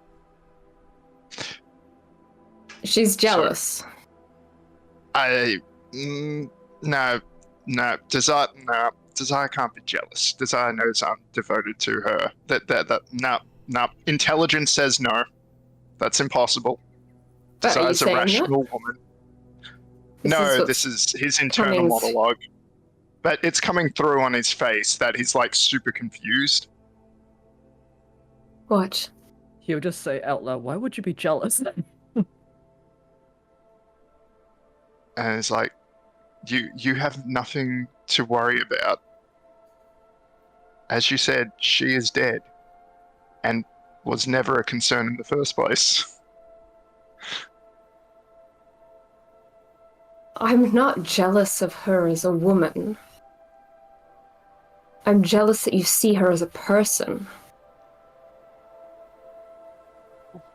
But she was a person at some point? Good lord. He's gonna die.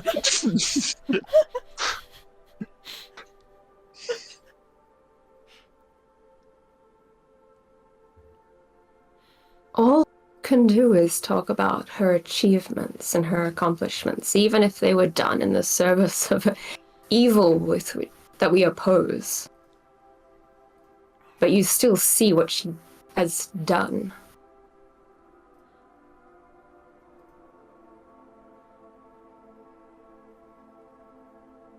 Yes, I say it because she built a big building, and it had all her work in there. Oh boy. I'm sorry, my dear. I really don't understand what the issue is. Like, you are my wife, and I love you the most of anyone and anything, even more than Rosenthorn. And he like covers Rosenthorn's ears as he says this. Yes, Marcus, I'm your wife. Mm. But Ludmilla got to be Ludmilla.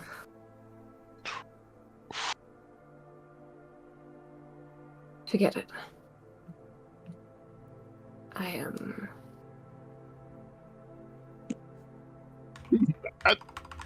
tired. Matt. Was I prepared earlier? Look at me, look at her. Deus is actually And not Marcus, even sleeping. He's just in the like corner. reaches out, and Desire's already turned away, and he's like, Goes back to summoning love. Oh yeah, the bird comes back. yeah. And Marcus just tinkers away until the next shift. And his brain's like running through the situation that just occurred, like every angle, and it's just not getting it. Did you want to identify anything, Emma? Yeah, I'll once I've finished love, I'll identify the herbs. So I will say there's 4 different herbs inside that bundle. I identify it as a 10-minute spell. Yep. And so, actually, yeah, I think given that as a short rest, you have time to identify everything. So I will say you identify one of the herbs to be I'll give this to you later. A serving of silver hibiscus. The silver hibiscus is a silver gray plant. It looks as though the way it's shaped is just very chaotic. It's like sort of has like tendrils coming off it. It's almost feels like it looks quite mad. It has like a lot of like random patterns that don't seem to make any sort of sense in nature. And there's like a black web like pattern over it as well. Sorry. So, and you know, with your knowledge of being a herbalist and someone who makes potions, that when consumed by a target, the silver hibiscus allows them to unleash a random elemental breath 3 times. And it cannot be altered by any other ingredients. But it's a once you use it and it's used 3 times, it's you get 3 breath weapons, which is a random elemental one. You can't really control it. But once that's used up, it's used up completely. It's consumable. I would put it in the Roll20 chat, just so you have it for yourself.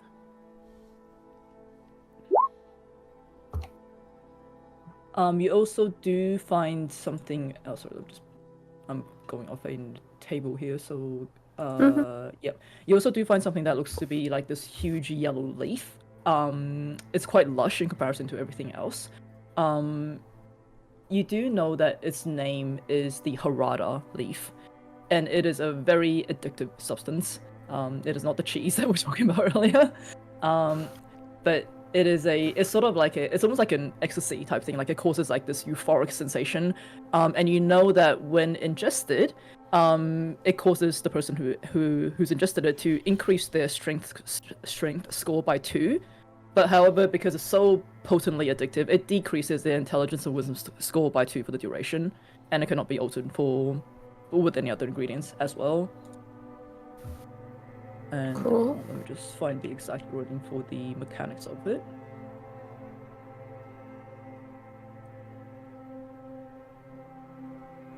And I'll say the duration does last one full rest, essentially.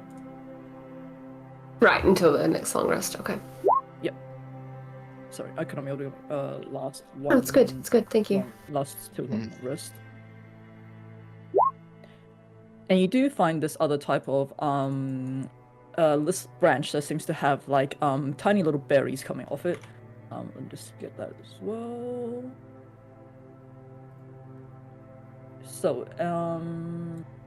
So like these are like tiny little white berries that seems to be like growing up this bone like this off-white branch. You know that these are usually harvested and crushed to make enhanced sort of toxins. These are the spine flower berries. But however, this the effect is only applied if it goes directly into the bloodstream. So ingested, it doesn't really do much. It has to sort of go into the body some other way, into the blood. You do know that it is a toxin modifier, and mechanically, it increases the dice type by 1 size for any toxin effect. Oh, I like that. Ooh. Nice. Bree's gonna be happy with this. So let me just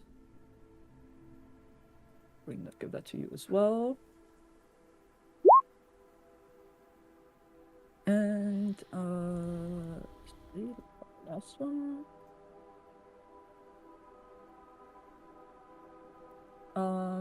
Okay.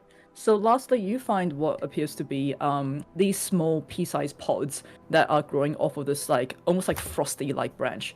You know these to be frozen seedlings. This is actually quite a rare and resilient flower that grows in only very cold environments. They're often used in cold alcoholic drinks for some reason, and there are also a type of toxin modifier. And you know from history that a lot of assassins have found ways to sort of like crush these into paste and like spike people's food with it. And so it's basically it's a poison, and if ingested whilst poison, the target's movement is reduced by 10 feet for 1 minute and cannot be altered by any other ingredients as usual. Okay. But that is if the target is successfully poisoned and doesn't resist it. So when you say it cannot be altered, but this is a toxin modifier, so it could be combined with something. Combined, yeah. Okay. Right. Perfect. So Marcus will watch as Desire strips all of the... kind of looks at angrily plucking every single leaf and berry off of the bouquet and just chucks the rest into the fire.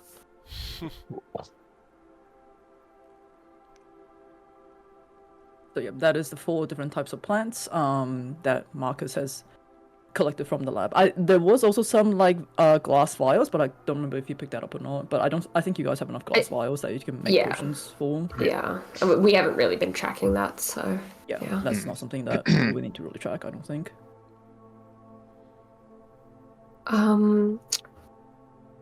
I guess we'll just kind of pass out the rest of our watch in silence. Do you need us to make a perception roll or anything? No, you'll be fine.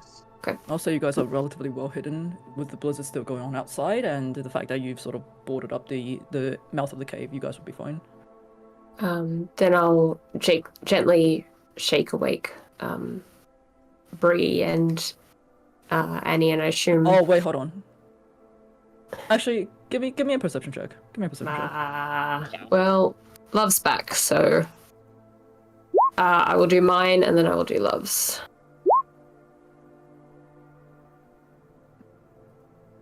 And Love gets advantage on perception checks. So let me just roll one more. Wow, thanks, Van Richten. Okay. 23 would be the highest. I will say, Love, looks around, scans the environment, doesn't see anything in particular. However, it does notice that Van Richten's eyes haven't really left Bree this whole time. Have been really what? Sorry. Van Richten has been like looking at Bree this whole time. Okay. Even though he's journaling, it's like he's kind of like glancing up and down. Is very much. He's just scribbling. Yeah, you can tell emptily on the page. You can tell the reason he is up is very much to watch over her. Based on what I know about, I think what's striking Desire about this arrangement that with Camulus is that it's exerting influence over her despite her having not agreed to it. Is there anything that I would know as a warlock about those kinds of patron arrangements to tell? Is this allowed? How could it be having this effect when she declined the offer? I'll get you to roll a... What would this be? Intelligence?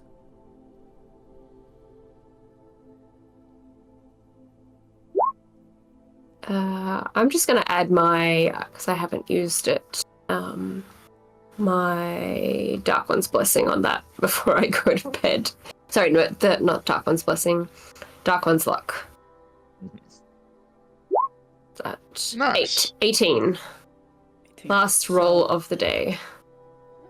How do I explain this?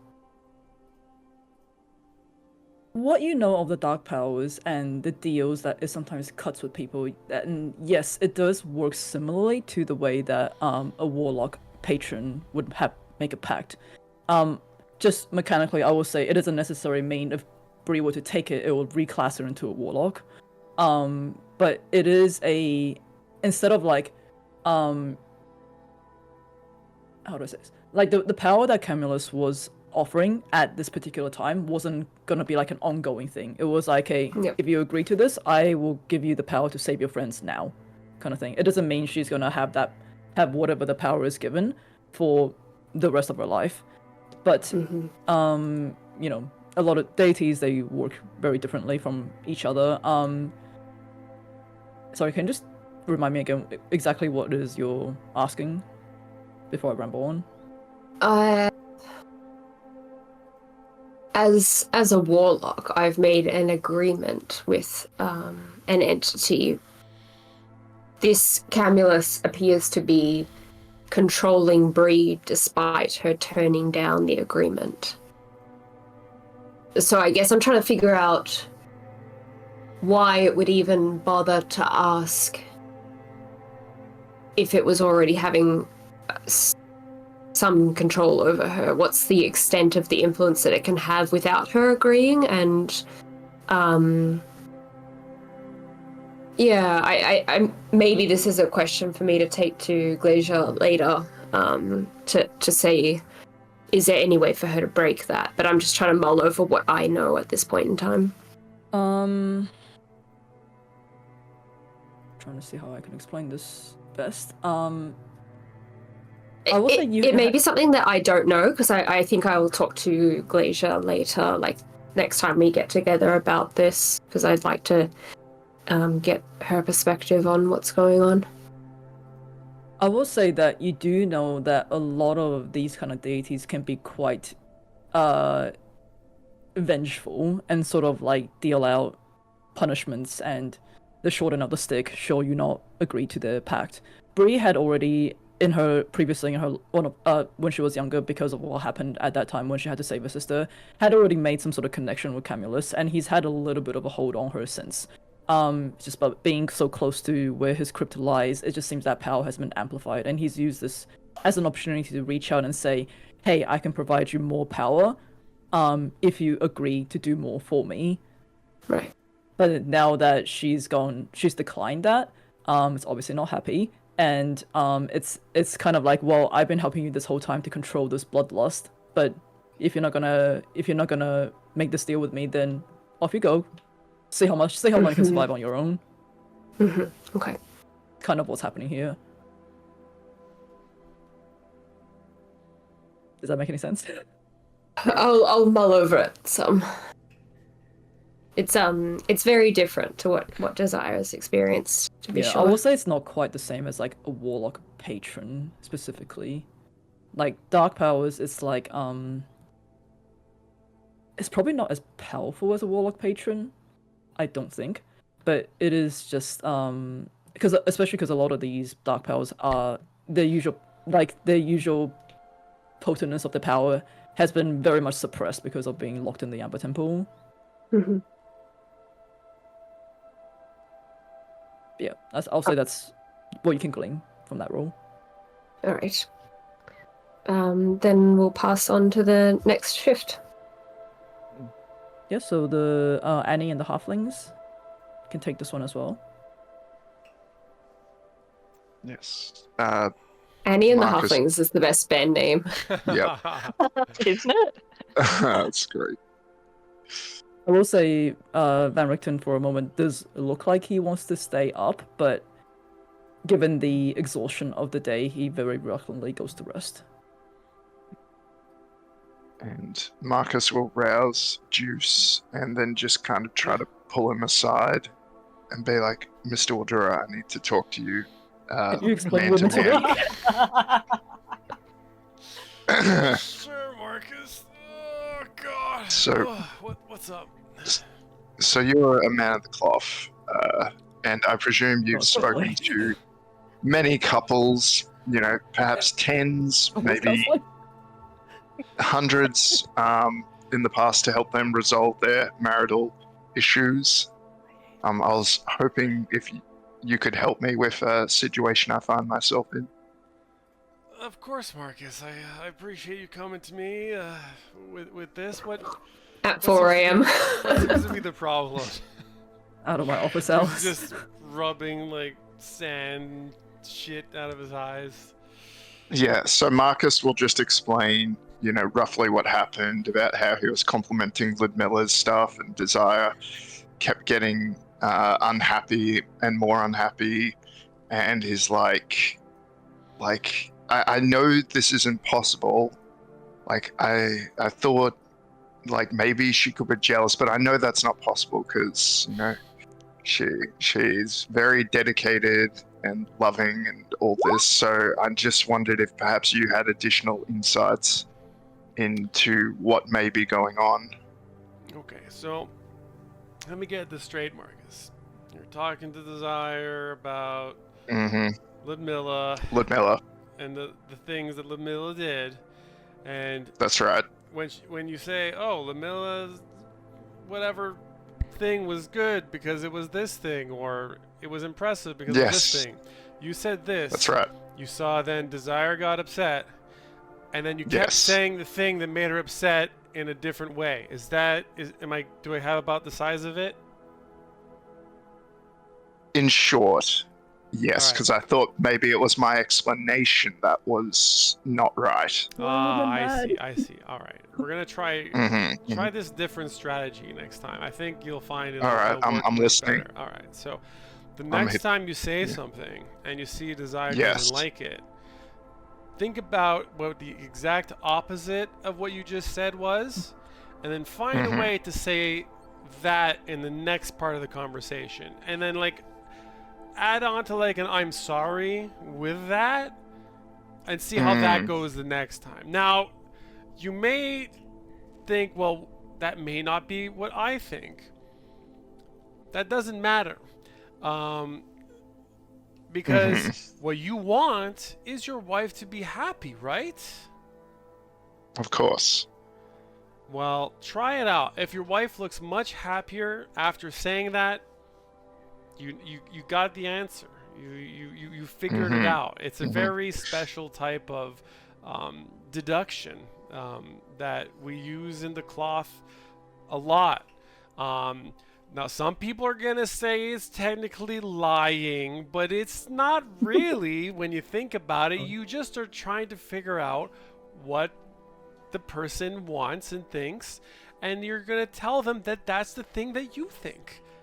Because you want them to be happy, and you remember, if you didn't want them to be happy, you would say the other thing, and that would be the real lie.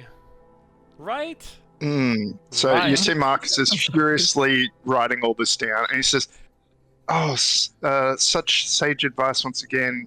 Thank you, Mr. Wildura. This is as good as that advice you gave to those recovering... what were they?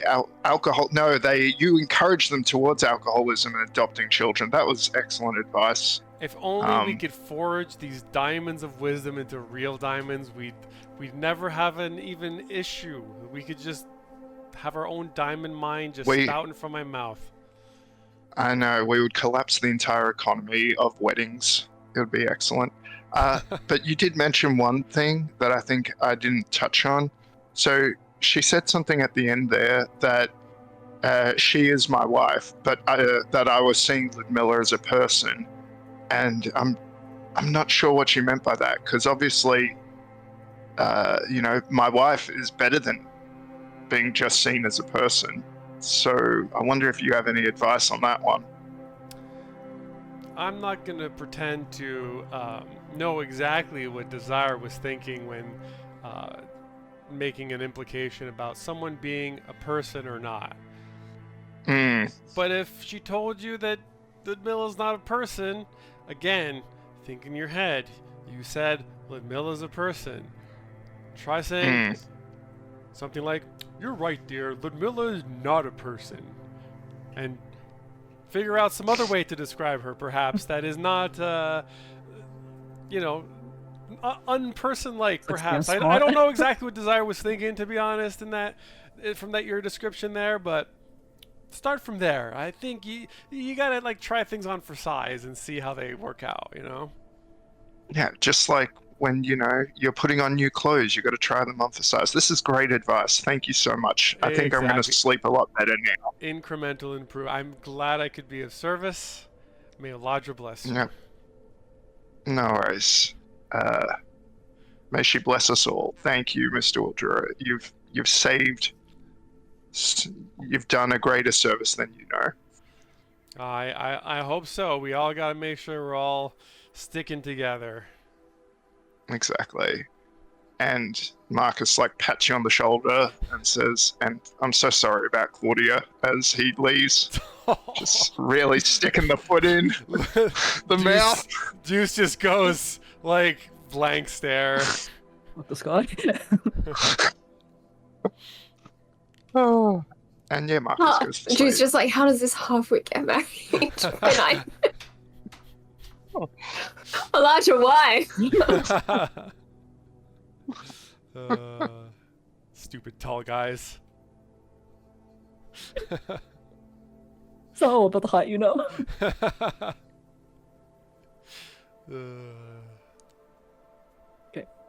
Do any of you three want to do anything? After Marcus has gone to bed. Is it in groups of 3? I thought it's like.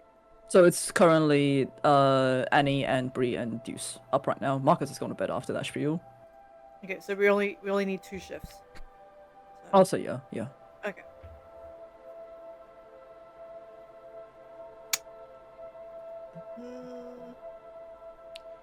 You guys kind of use this time to sort of feed the fire, make sure it doesn't go down. Yeah. No, Yeah. Bree's just sitting next to Annie.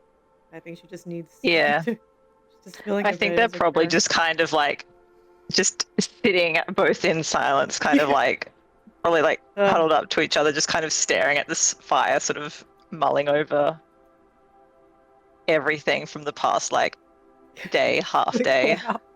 Like, maybe tomorrow would be better. Maybe. I feel like you're kind of reminded of the time when you guys were both werewolves. Yeah, it's kind of a bit trauma bonding, kind of like that. Yeah, I think they're just kind of sitting there and just kind of like saying like the most absurd things at each other, but also not really like, just kind of blindly agreeing, like, kind of like they're drunk or high, but they're just really not. And he's just kind of like, you know, the fire's dancing. Yeah. You're opening conversation. Yeah.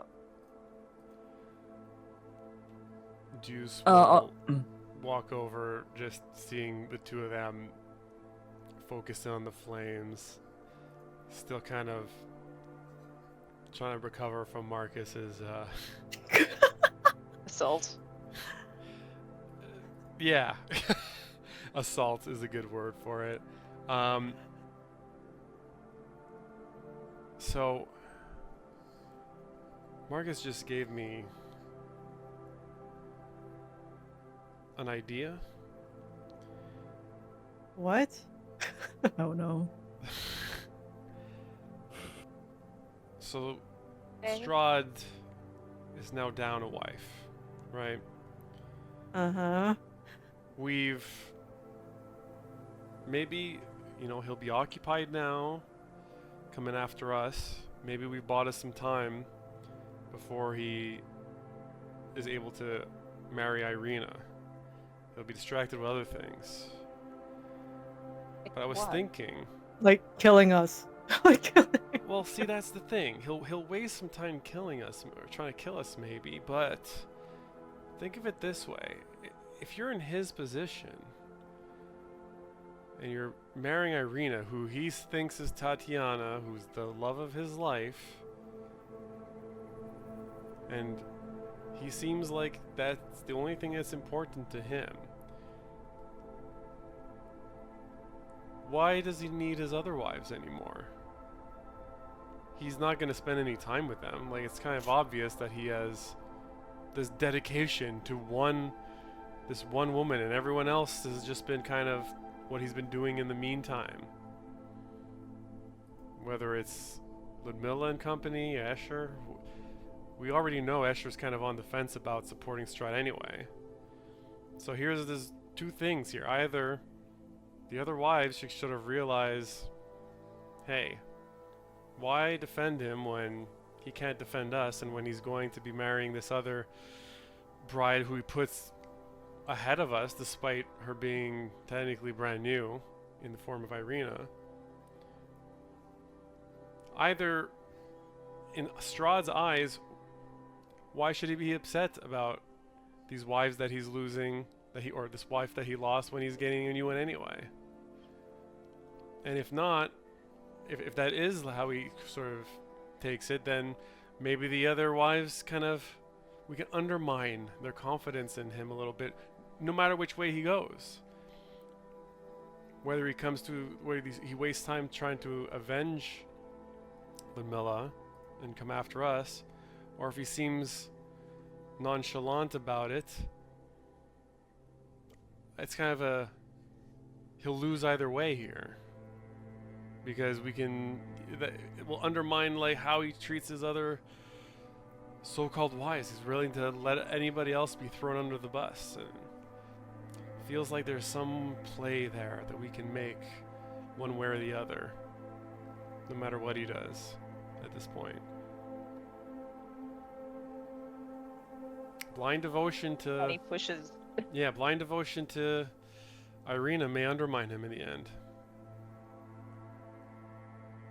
And he pushes Deuce like, I imagine he's sitting with him just like, Into the fire. I don't think you understand how emotions of relationships and loss impact people.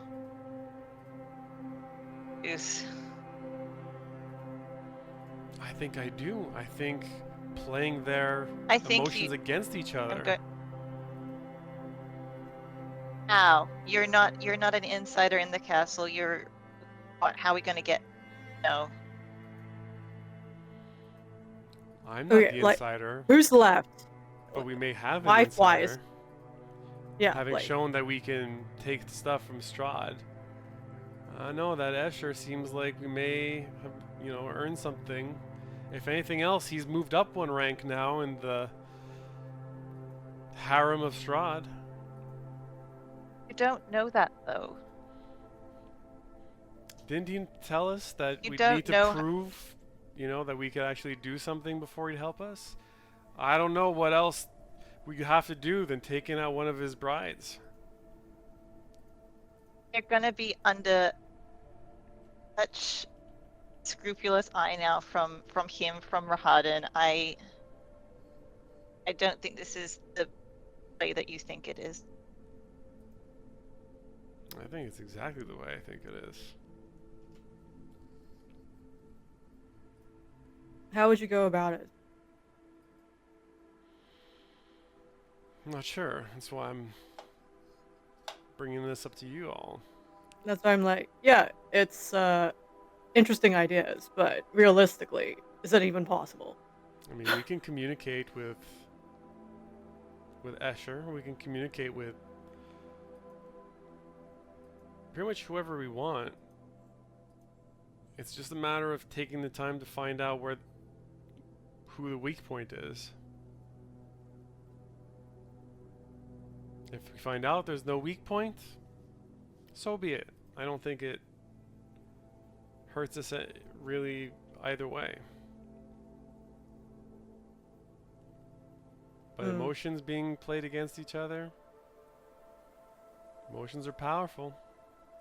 They can turn love into hate.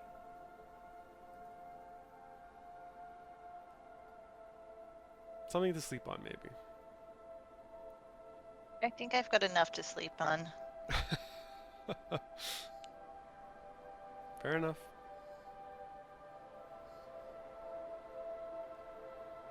I'll join them just sitting down, staring at the dancing fire. Contemplating. I'll get you guys to do a perception check for me as well, please. Ooh. 7. Hold on, finding the button. 9. What What are you does Bree guys? see? Are you guys? You guys are just playing noughts and crosses in the Yeah, dirt. Like, is that these what- They're really These and they have concentrating kind of on the like- fire. Yeah, these and have kind of like gone cross-eyed, just staring at the fire. Bree, given the events that happened today and everything that you went through, you're still quite alert despite how tired you are. With your, very sensitive hearing, you do hear that the blizzard outside is subsiding. You don't hear any other creatures or anything approaching your cave, though, however.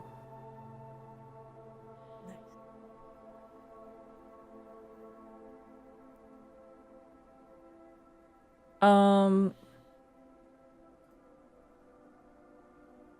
I want to do this?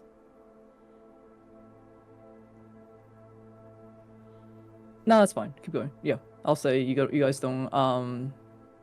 The long rest happens without anything interrupting it, Whew. and you all gain the benefits of a long rest.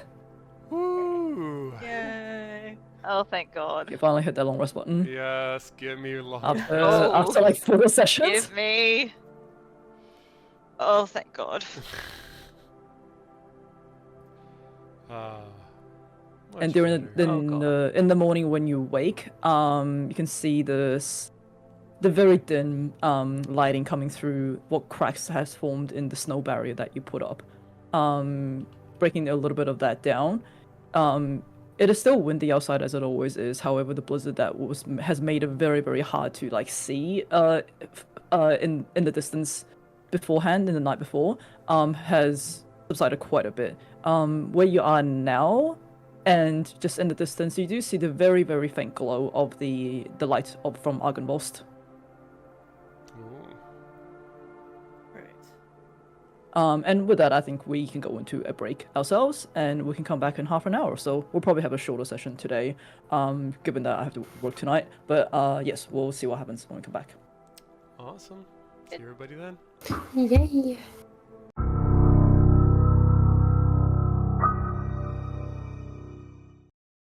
And we're back from break. Wrap up the session. Yep, everyone, you've all had your benefits of a long rest finally. Get your spell slots back, get your health back, get your whatever the hell you guys have back.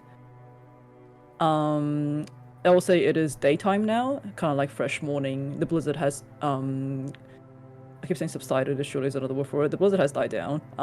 It's still obviously very biting and very cold, but you no longer have like the wind and chill hitting you in the face. If you wish to proceed down the mountain. Or if there's anything else you would like to do before you do that.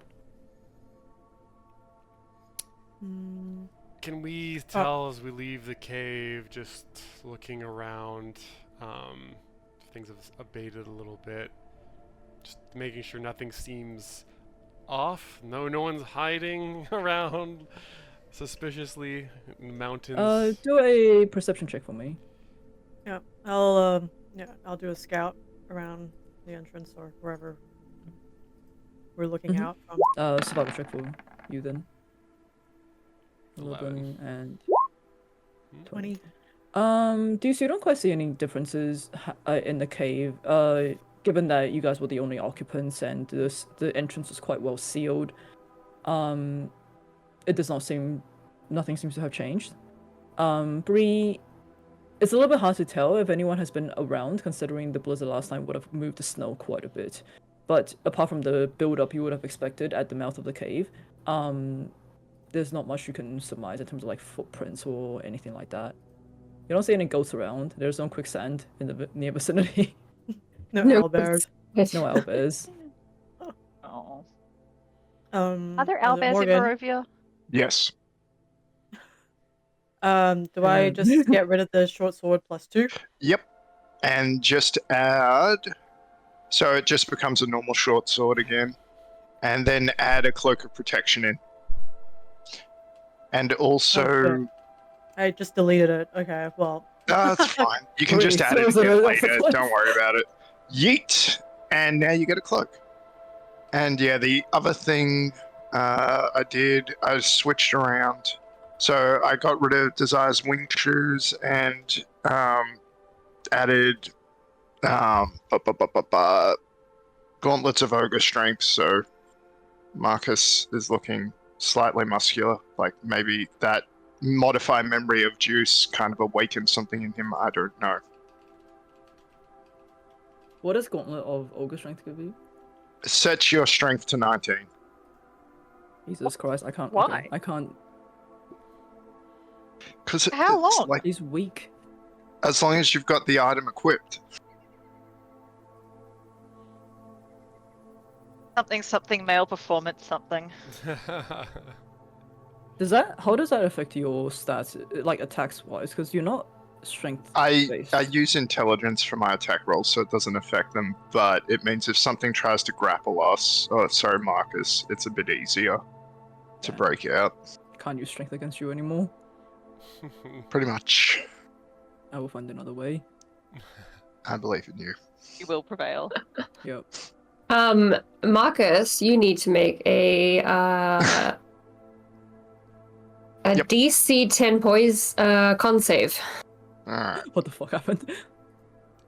He had a Crit! Montebank miracle elixir That's during right. the battle yesterday. Oh, he's I a had a hangover. very special potion. Well, How are you And- feeling? I feel great. Like, I've never felt more vital. I think... I don't know, I woke up on the right side of the bed this morning. Well, you're lucky that even without my knowledge of science, that I can make such a simple potion to boost your abilities in battle. I am very lucky. Marcus says as he remembers the Oh, yeah, what was last night? Juice's advice? If No, I'm it not sounds lucky. like it'll upset you. Okay, so say the opposite. So it's, Oh, no. I'm not lucky. This is not simple science. And Science bad. yes, no, not science bad. Yes. Desire looks over her shoulder because he sounds so stilted as if he's reading off a... What are you talking about? just juice in the bushes with some flashcards. You know? Nothing. Just thank you. Press X to doubt. You're muted, Yeah. you're muted. Oh, okay. Good morning to you two. Probably. Good just ask evening Matt to look at you. This cloak. Oh god. Oh no. He's been contrarian. Points at the sun. What? Juice is just gonna see this and he's Yes. gonna mentally say to Marcus, only opposite the things that seem like they're actively making her upset. She's always mad. And Doesn't- yeah, you can't hear that doesn't Marcus's prevent the- reply. Yeah. Are you ready to leave or not? No.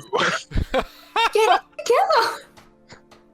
Marcus, you knew this was the plan. Could you not? Have you even packed?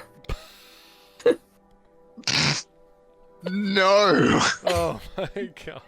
Narrator's like, Mr. Ravens, what's gotten you into you this morning? Oh, I had a lovely chat last night. I didn't have a chat last night. Inside check. Have fun, Van Richten. I gotta bring up his thing first. Well, Desire knows that Marcus is clearly. Where is he looking? Oh, never mind. 17. So Van Richten doesn't notice, but Desire notices that Marcus keeps eyeing towards Juice every time he seems to be stumbling. Oh god. I see. Good morning, Juice. Oh, good morning. Good morning. What? Brid, need my help packing your stuff? I'll be right there. Summon my steed and you can take a ride up front with me. Have a little... So your short little legs don't slow us down.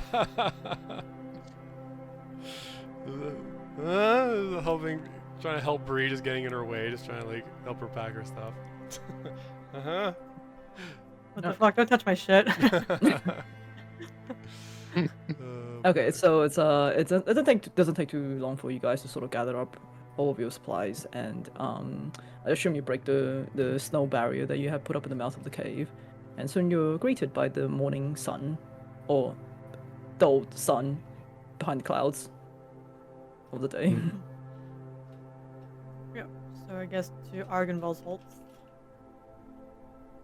Right? well, either we can go to Arkenvoss Hall, or if there's any way to communicate with them. The light is still on, we can see it, so whatever got sent their way definitely wasn't successful. It's more like, so what Is there any choices way do we have? We can communicate with them. Well, Mr. Waldura, you can send him a message, can't you not? Just make sure everything's alright. Right. Yes, make sure you deliver the message extremely clearly. You wouldn't want people to misunderstand what you say and make things worse. Oh. Staring daggers. Perish the thought. You know I only send the clearest, most concise, and effective possible messages. Consider your audience as well. How intelligent they are, how likely they are to understand the subtleties of interpersonal communication. I definitely consider people and their intelligence, 100% of the time, intelligence is super important. Ask your husband. He's the most intelligent man I've ever met, for example. Oh boy. All right, on to sending With the party. the dominoes start spelling out like the messages, or start to like take like a typewriter form almost. Anyone want some input on before this, since clearly some people don't think I can handle sending the message? Who are you sending this to? Who is the main contact we have at Argenvost Holt? One of the remaining. Well, you have the werewolves. It'll be the you've werewolf. got- So, Zuleika. Zuleika. Yeah, or Emil. Sure. I think I've talked more to Emil, so I'll just send it to Emil then.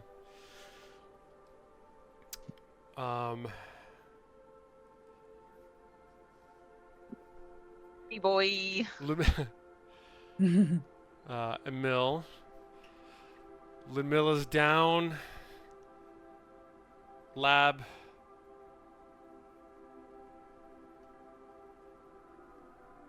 Infiltrated. Army decimated. Rohadin back to castle.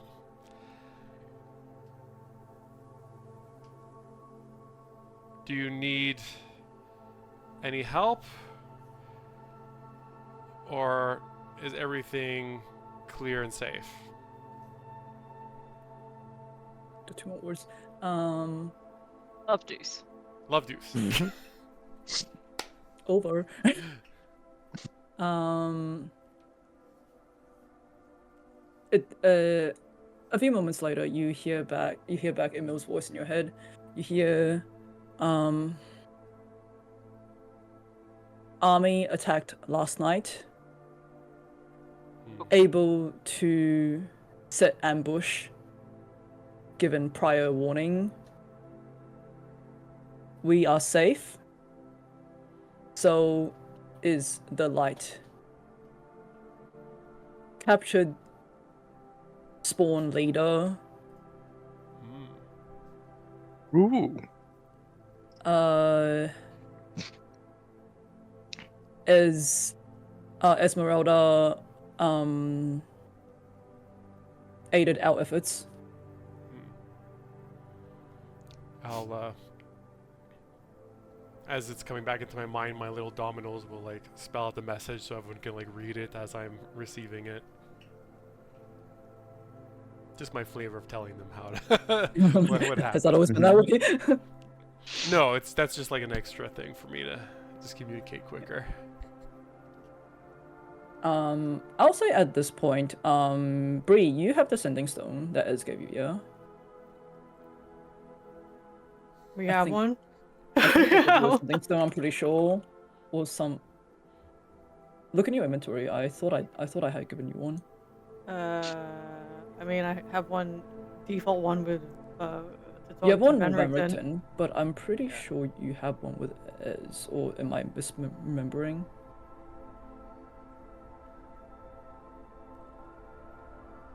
I could be misremembering. I would have used it more often, I guess, to talk to her, but yeah. Okay, well then in that case, don't worry about it. Okay. So it sounds like Argonvolst and Barrington pipes up and go. Sounds like Argonvolst managed to hold his own ground pretty well. Capture the spawn later though. I hardly doubt they're gonna say anything.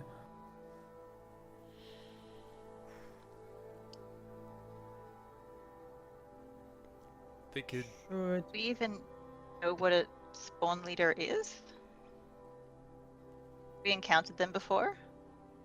Could be similar to one of the ones that we fought on the bridge, the ones that's capable of casting or giving support.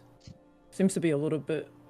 I ain't quite sure how Rahadan's army works, but there does seem to be a few particular spawns that seem to take the place of like generals and sub leaders essentially. Hmm.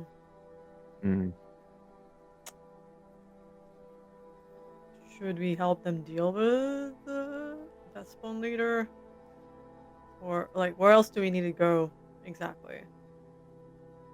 I just We think could always go back to Valaki. I mean, did you not say that there was some dusk elf that wanted you to escort him to the Amber Temple? what? Yeah. Uh... Yeah, oh. one whose sister got stoned to death. Don't you recall?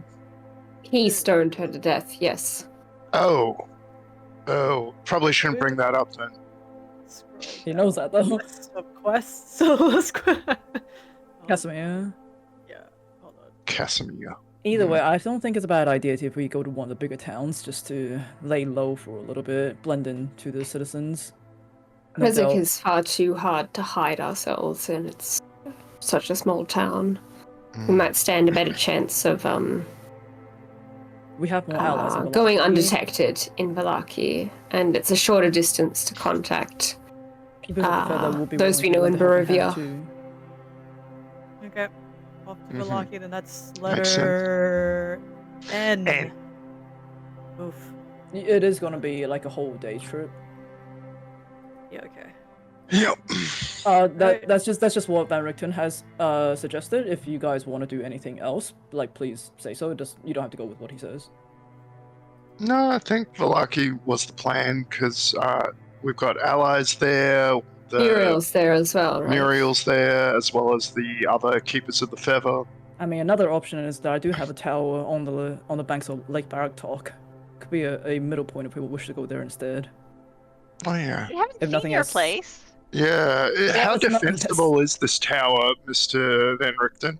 Look, it's an old abandoned tower that I refitted for the time being. It's nothing fancy, but if we want some place to stay in between He's and got not a have to travel at futon night, in the corner. Yeah. if we want to stay somewhere, would. all I'm saying is if we want to stay somewhere in between and not have to travel through the night, we can always bunk down in the tower if it's still That's there. probably a good idea. We've been avoiding traveling at night so far as much as possible. Might be prudent. If four of you wanted to join me this morning for a spirit session, I could divinate to see what Strahd's next move would be. Sure. Is that with calling on Kalimvor, or is it some other power you're calling upon, Annie? Alvor for sure. That's my guy. Gilmore for sure. Well, hopefully your guy is doing better than Juice's gal. Right now, I'm not doing so great in the luck department. You just always got a gal. Damn it. Oh, sorry, guys and dolls. I don't know. Yeah, I'm going to busy Yeah, myself with the ritual spell, but I think you have enough hands. Hmm. So Annie will grab the no, she needs 4 willing creatures. No, Rosenthorn's willing. Bree Oh, will he's a take, willing creature, okay. Bree. Who's will come to check out, see how Annie does things differently for her deity. Yeah. So she'll essentially use spirit session conduct ritual to grant herself divination for the day. And she will cast that. Can you just pop that in chat for me? Yes, hang on. Let me just. I've got a mumbo jumbo. Edit.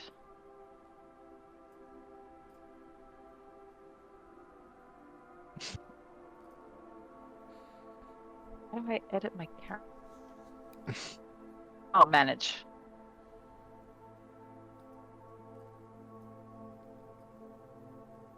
Right.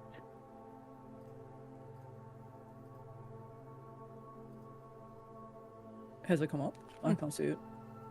No, I'm remembering how to add it This is as just part a of. divination spell, yeah. Mm. Yes, it's divination. Yep. You ask oh, hold on. Where is it? You ask a single question concerning a specific goal, event, or activity to occur within 7 days. So what are you asking?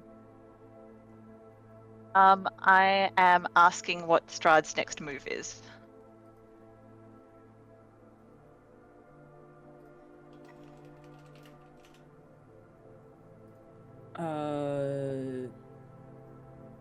And in your head, it's not so much like you hear it, it's almost like a slow realization that sort of like sinks in, that sort of comes out of nowhere.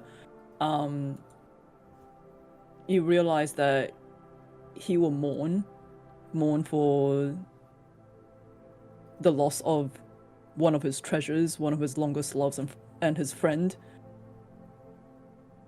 And then he will hunt and take vengeance.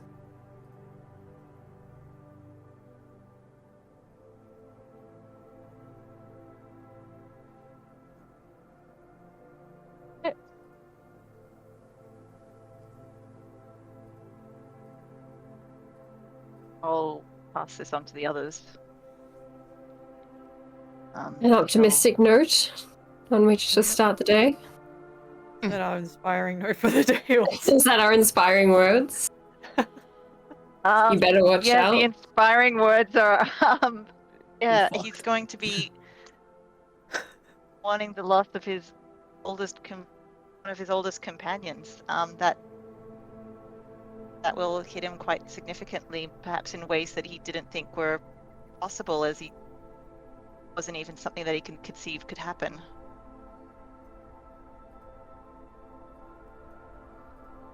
Oh yeah, very inspired. Thank you, Annie. Yep.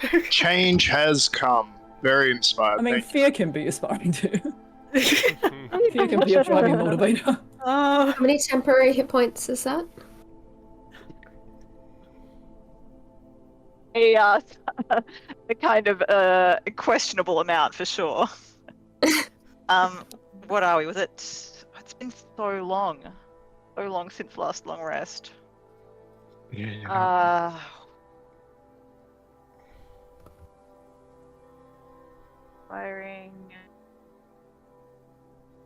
Inspiring. 14. 14. Nice.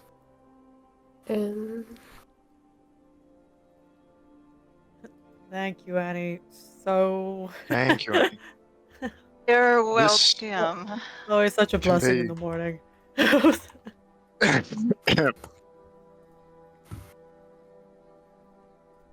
That doesn't include Van Richten, does it?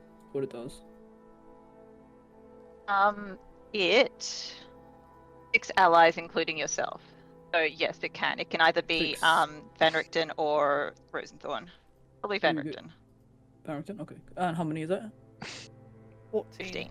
14. Okay, cool. Wait. Did you say 14 or 15? 14. 14. 1-4. Okay, I will add that for him.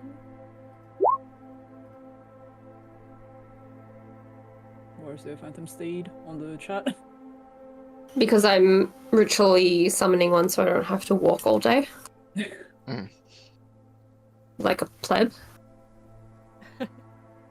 We don't have the cards. Tank horse.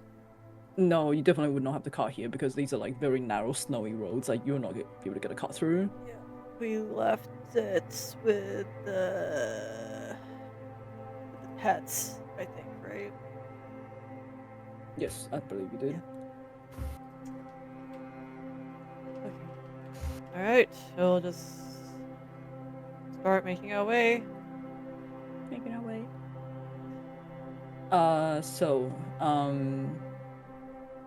With Desire sort of leading the pack on her Phantom Steed, that doesn't seem to be like, that well affected by the snow. And everyone's sort of dragging your feet, dragging your luggage, even though after a long rest, it was still a very, very tiring few days for you. Everyone's just kind of like sore and slow. You slowly make your way down the mountain, and it is not long before the snow starts to sort of the landscape starts to transform into, you start to see a bit more dirt, you start to see a bit more grass, as opposed to just a snowscape. I'll bring you guys back. Oh, can we be doing like regular, basically set love to constantly be looking out for any suspiciously acting birds, rats, etc.? Yeah, give me a perception check. Or just do one perception check for the whole thing. I'm rolling 2 because love gets advantage, and that's all. Oh, sorry, I rolled a con. Ignore that. That's perception, isn't it? The first one? Yeah. It is it's perception, fine. the first one. It's 24 Oh, because love rolls with advantage. Okay. So love does periodic flybys of just like the area, making sure there is seeing what's in the area essentially. At one point you do see a pack of ravens sort of fly towards you guys, circle a few times. Is there anything you guys want to do? If not, I'll just Ravens fly are away. friends, though, no? Yes. They weren't always. Can you call out to them telepathically? And if they don't, Only if they're in 30 feet. How far are they? I don't think it would be you. They're in the sky. 30 feet. can we try to hide ourselves from them? If Sure, when if like you love sees them coming, can we try to hide? Yeah, you can definitely try to hide. If you guys want to roll Basically, a I'll stealth check. Sounds good. Yep. I'll cast minor illusion to make more like the tree canopy above us denser. I will guide myself because I am not stealthy. Yeah, and I will also guard myself following Juice's lead. Alright, Alright, stealth, right? stealth, let's go. Can I? Would casting minor illusion have any material impact on my roll? 25. 19. Not your roll per se. Like, give me 1 second. Okay, yep. So with Desire's minor illusion, sort of like providing extra cover, and you guys are all rolling pretty well to just sort of like seeing that the ravens are coming, you quickly find your way into the shade, into the shadows, sort of blending into the environment as much as you can. You see this group of ravens. They circle once, they circle again, and it seems like they're looking for something. But after a few laps, they fly up more towards where you guys had came from, like up the Solanka Pass. Given like Well, I don't think Back Muriel towards would. Solanka? as in like they're flying up the mountain as opposed Yeah. to flying back. That's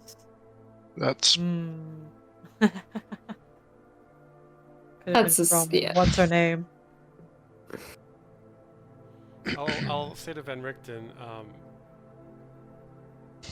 during the day,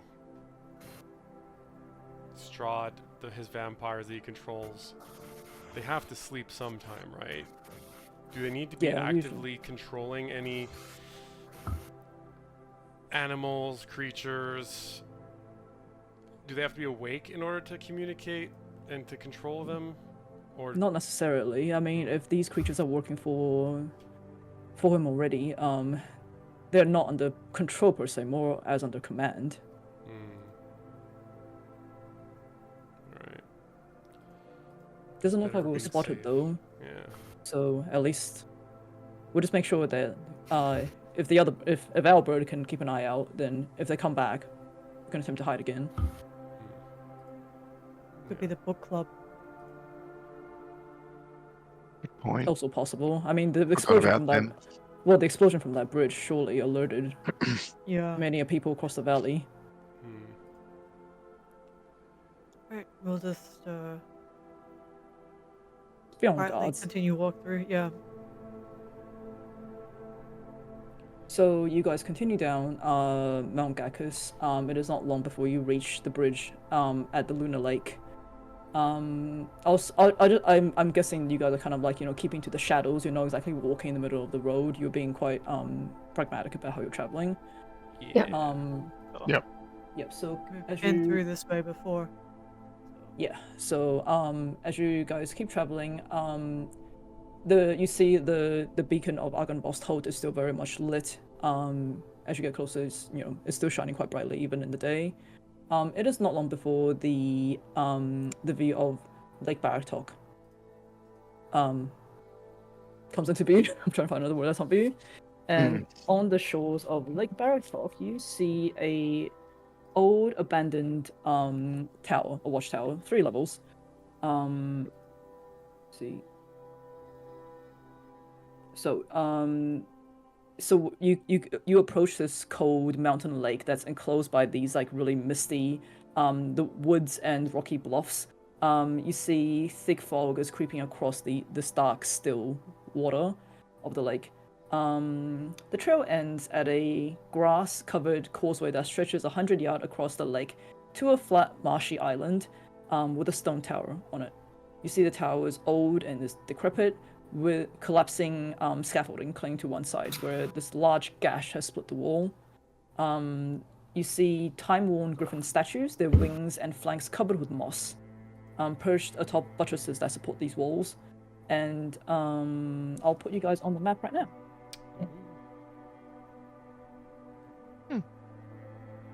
Finally, we have come to his tower. After I've been hearing about it so long. Yay. Give me 1 second. I'm just gonna- House visit. Sorry? House visit. Oh yeah, this is where he's been living. Where is your... Certainly a word. It's as desire eyeballs, the decrepit scaffolding and moldering stones. So I will say that the wagon that's outside right now, that is not there. Don't worry about that wagon. That's just that is not there. There you go. Cozy looking. A little bit less hidden than I thought it was going to be. It ain't much. It's apparently an old... Oh, what the fuck is this map doing? It's snapping really weirdly. Anyway, I don't think you guys really need to move the tokens around anyway. We'll be finishing up very soon. But, it ain't much. It apparently used to be owned by a mage of the name of Kazan. But ever since he's gone, it's sort of been taken over by nature. But, hey, who knows? Maybe Irina have fixed it up a little bit while she was staying here. Right. Anyway, Right, Irina. anyway, that. yeah. You see Barrington is gathering his things, and he goes, "If you want to go, if you guys want to go to the front door, you just gotta follow the weird shape that's on the disc. Move that. So copy those shapes, and then you'll be able to get in without setting off the trap." And You do it. Yeah. Yes, No, demonstrate, please. I'm making you guys do it because this is actually quite funny, and it's like such a weird thing in this whole book. Barrington's Tower. Wait, where are you going? Open your door. So I Before will we- say, Before we go in, I imagine you have an outhouse around here somewhere? On the outside of the house, I hope? there's a latrine inside the tower, if that's what you're asking. Inside the tower? Where does it go? I don't know, magic? What are you wanting? I'll be This is back. like- Deuce is gonna go to the opposite side of the tower while everyone figures this out. Oh boy. Okay, so you guys approaching the tower door. I'm just making you guys do this 'cause I think it's funny. You see this tower door is made of iron. It has no visible handles or hinges. In the middle of the door is a large embossed symbol. You see a connected series of lines with 8 stick figures drawn around it. Carved into the lintel above the door is the word Kazan, and I will show you guys the image of it right now. Wait, Kazan. Didn't we That's the find guy someone's crypt in whose grave electrocuted me. You're on the other side of the tower with your pants around your ankles. You're not in this Yeah, conversation. you calm down. Fine, fine.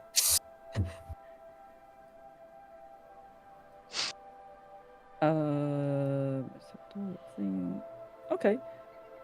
As he said, so I'm just reading this real quick. I did not expect to come to this tower today, as you can see.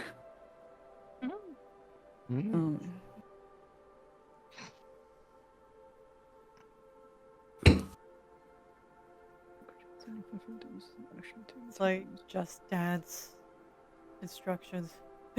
I know, it's very like... Yeah, so from Van Richten's instructions, you can tell that, like, you guys have to follow the stick figure's movements in the sequence in order to spell out the word and unlock the gate. Annie, you're a bard. Do you have any, dance or calisthenics trainings?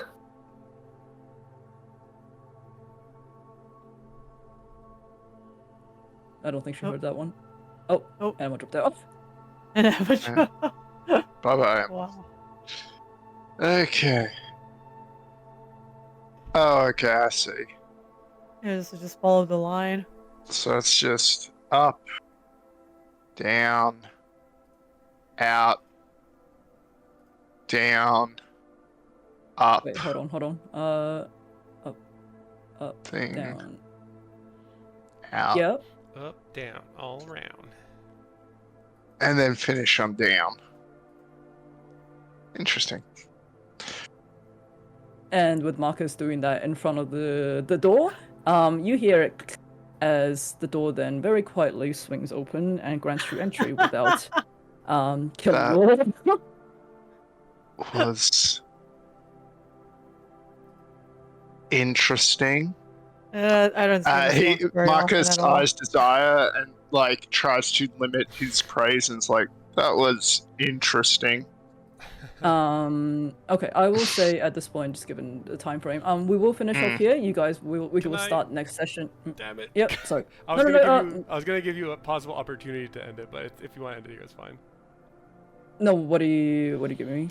Well, while Juice goes to the other side of the thing to sort of get away from everybody, he's going to send a message using sending. He had a lot of options, but he's deciding to go message Irina and say, how'd Strahd react last night? Is he distracted from wedding plans? What about the remaining brides and Escher?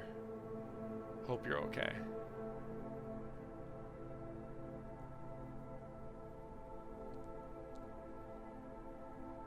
And surprisingly, you don't get a reply. Uh-oh. Uh-oh. You wait.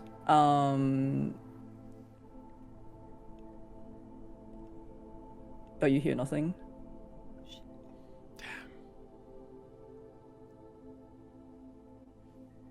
Juice. And with that, we'll Yeah. finish off here. Yeah, Wait, exactly. sorry, what does Deuce want to do? No, it was he just zips up his pants and he goes back to the group. Okay.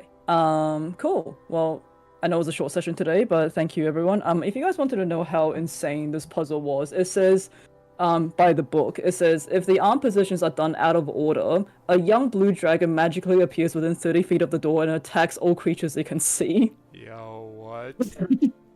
Kazan really loves his lightning damage. The characters can keep trying to open the door while the dragon is attacking them. No. Oh no. So you guys can keep dancing as the dragon is attempting to zap all of you. Oh no. I mean, that's some That's high so security dumb. there. Yep, it's yeah, even when I read this, I'm just like, the fuck? So I just picked a random symbol as the starting point because there's two starting points, arguably. It So says I it don't doesn't know if I matter. picked. Oh, it doesn't matter. Okay. As long as you follow a line, it doesn't matter. Oh, okay, there you go. So no, I'm not throwing a young blue dragon at all of you. Oh, we could probably take it at this point. But I just yeah. wonder, like, if you were to fuck up more than once, does it just keep spawning young blue dragons? I would hope not. That would be problematic. Alright, anyways, let's leave it there. We will be back next fortnight, so that would be the second of March for the Canadians and 3rd of March for us. And we're in March now, Mhm. goddamn. Okay. Yeah, Alright, well, thank unbelievable. you guys for today's session. I know it was a short one, but I'm glad you guys got your RP and just had the time to decompress after the very, very long sessions of just back battles. But other than that, hope everyone has a lovely 2 weeks, and we will see you all in a fortnight's time. See everybody Sounds then. good. Bye, everyone. Bye, everyone.